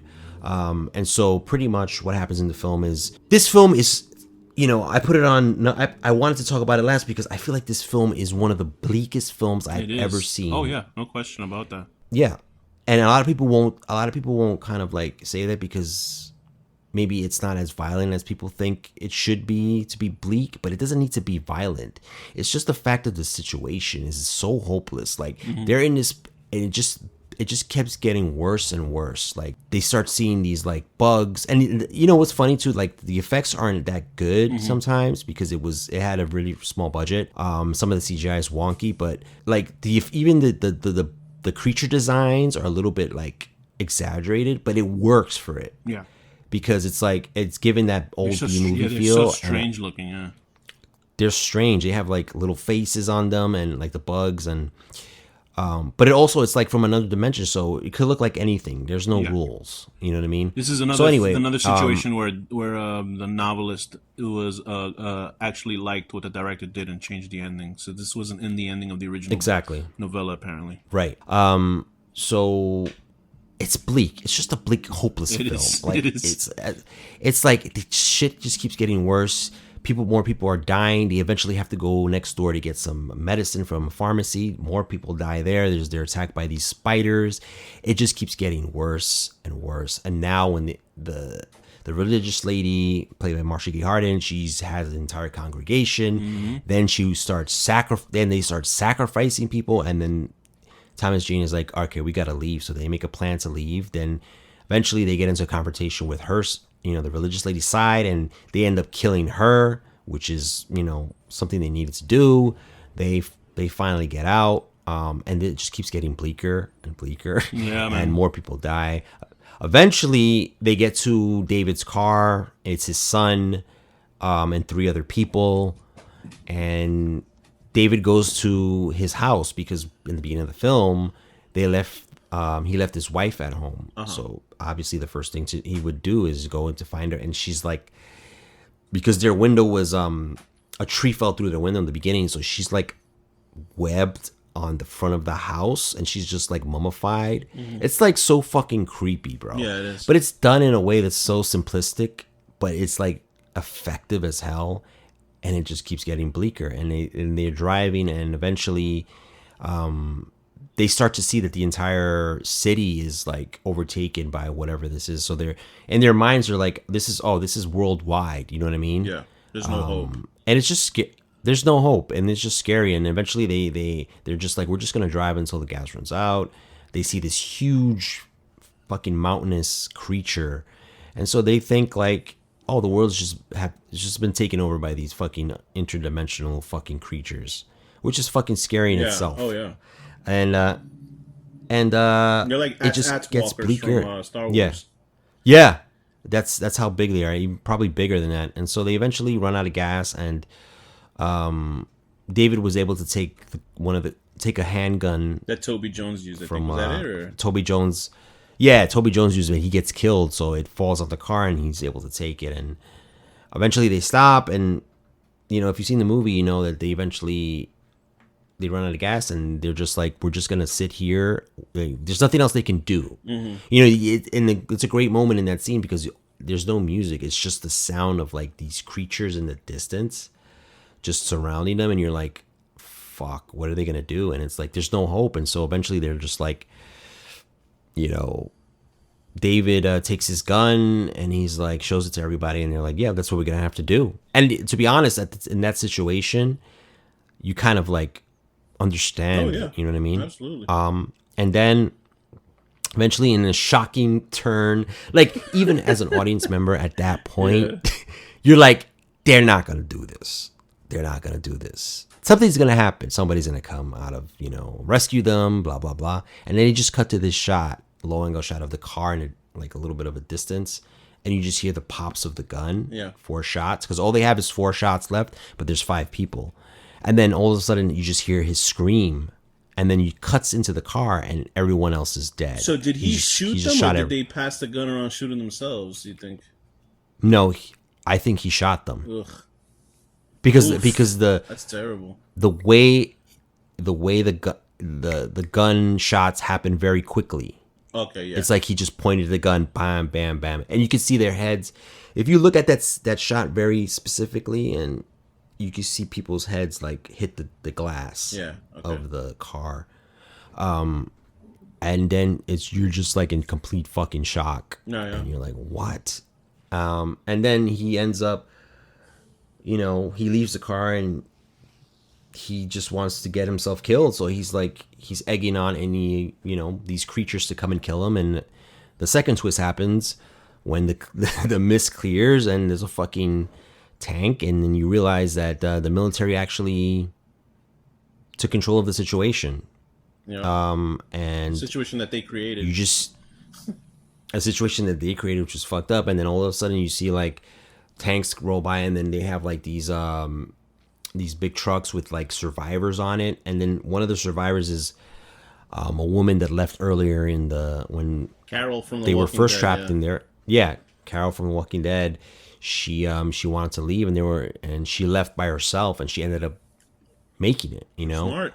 And then he just falls to his knees and starts screaming, and it just shot a high wide shot where it just looks on, and you just see from the distance the military taking control and killing off these creatures, and then it ends.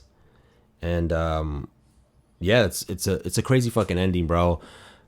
For me, I remember watching this, and again, like all these other movies you spoke about, I was invigorated by this. Sure. I was like, oh my God, this is amazing. I can't believe somebody did this. And of course, everybody did it. One guy was like, this is the fucking worst ending ever.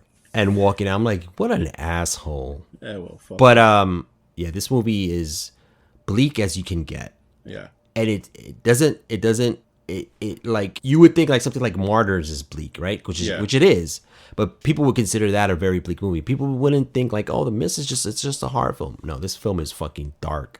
Frank Darabont has some dark demons in his fucking he's great at that. Soul, and he's another person screwed he by knows the how to do Hollywood it. System. Right. So what did you think of the movie? I mean, thought it was, what was your perception of it? I thought it was a fucking depressing movie. I thought it was great stylized. Yeah. I thought obviously Thomas Jane was great. It's the Stephen King sort of hallmarks of keeping people in a room and letting them eventually destroy each other with their words until you can't take it anymore. This is like just sort of like a standard zombie film sort of thing, but it was more intellectual as opposed to them trying to find ways to survive. They're trying to find a way to survive from outside and inside. So that's what I always appreciate about like a good Stephen King horror book, because he always writes really great villains, like, and they always translate great to films. Like his bad guys are always like the best bad guys that you can just that you hate the worst. Like, it's not even bad guys where you appreciate them, you just fucking hate them. And apparently he did a great job with this one here. And obviously Frank Darabont did a great job of casting and having her in the movie too. So I agree 100%. That's the nihilism of the movie for me. Yeah, I mean, this to me, this is the most nihilistic movie I've ever seen, ever experienced. It's entertaining, it's scary sometimes, but it's fucking. There's no movie that's gonna go past this film as far as like nihilism and just bleakness. Very good. I mean, maybe one will be made, but I don't know. Maybe you'll make it one day. Yeah, sure. Maybe I will. I think I will. I think I will. Why not? Because I'm fucking depressed already. But anyway. So let me get to the last one. This is my last film. Sure. I am picking the film Sympathy from Mr. Vengeance. It's funny. This was the first one on this, but I realized this is the last one I want to talk to, just like you wanted to talk about The Mist being the last one for you. So Sympathy from Mr. Vengeance is a film directed by Park Chan-wook, the guy who directed Old Boy. It is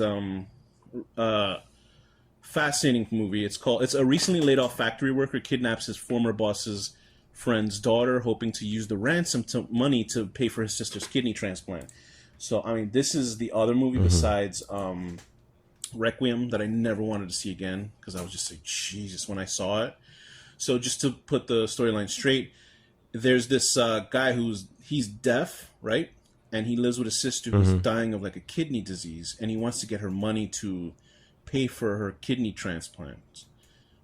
He ends up kidnapping a little girl. Oh no, first he tries to donate his kidney to give it to his sister. He ends up in a bad situation where he gets like they steal his kidney. Like they just sew him back up, and he's like, fuck, so I gotta find a way to make money to get my sister. So he finds out a foreman, and I think it's at his job, a foreman of this rich guy who owns the not really necessarily super rich, but a guy who owns this company that he works for. And he kidnaps the little daughter and tries to get ransom. And that's like, oh, Jesus, you know? And then some more, it gets worse and worse. That's all because I know you haven't seen this one, and I don't want to really spoil this one because this is a very special film. It gets worse. This is part of the his trilogy, Sympathy trilogy, because Sympathy, I think, was the first one. Old Boy was the second, and then Sympathy for Lady Vengeance, which I think was all right, but it wasn't as great. That was actually had a positive ending to that one, surprisingly. But this one is just like, it is a fucking down. It's great, but it is a downer, because then you're just like following the father of the little girl, you know, trying to look for her. And then it's all about revenge and getting back, and this poor deaf guy. Because this deaf guy, like, and then he's like befriends this young lady who has these big, like, she's a big bullshitter. But then she's saying, "Oh, I'm starting this cult of people who's following me," And like you sort of feel bad for this deaf guy because he did this all for his sister, but he's not obviously not the smartest guy in the world.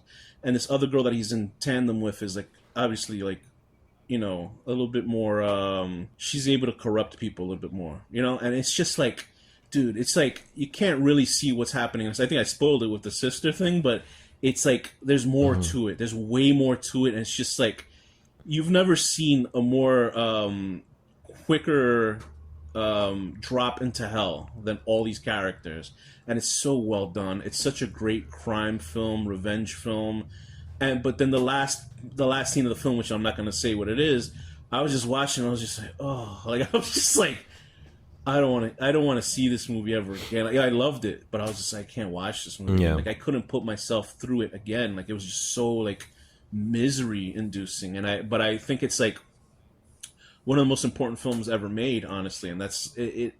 Obviously, when he did the 1-2 after, like following it up with Old Boy, like I can't be sure if Old Boy was. I'm sure Old Boy was second because it's called the Sympathy trilogy, so that only makes sense that Old Boy was the second movie. But right. he obviously knows, and if you've ever seen Old Boy, that's a nihilistic movie in its own way.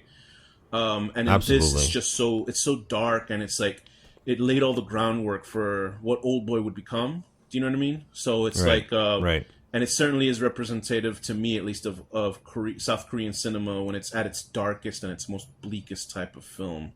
And that's all I'll say. So that's my reason for nihilism, because it is basically trying to right the wrongs of life, but life will always find a way to like fuck you over. Like it will find a way to mess up your plans.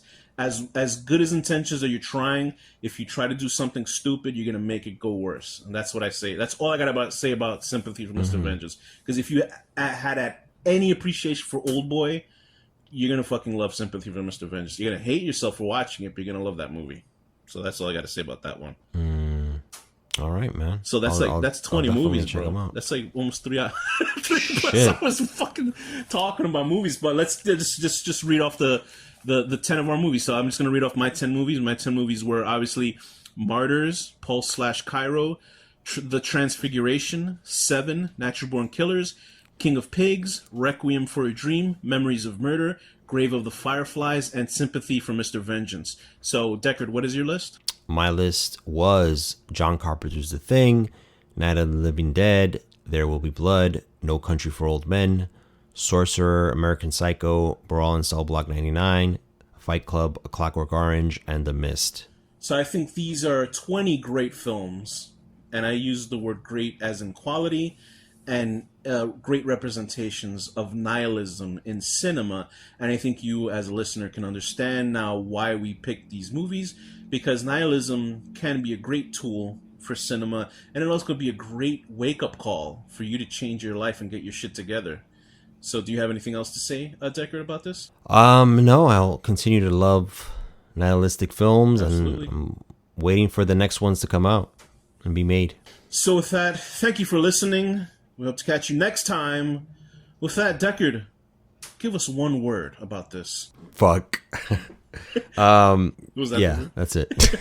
Thank you for listening. This has been The Horror Deconstruction.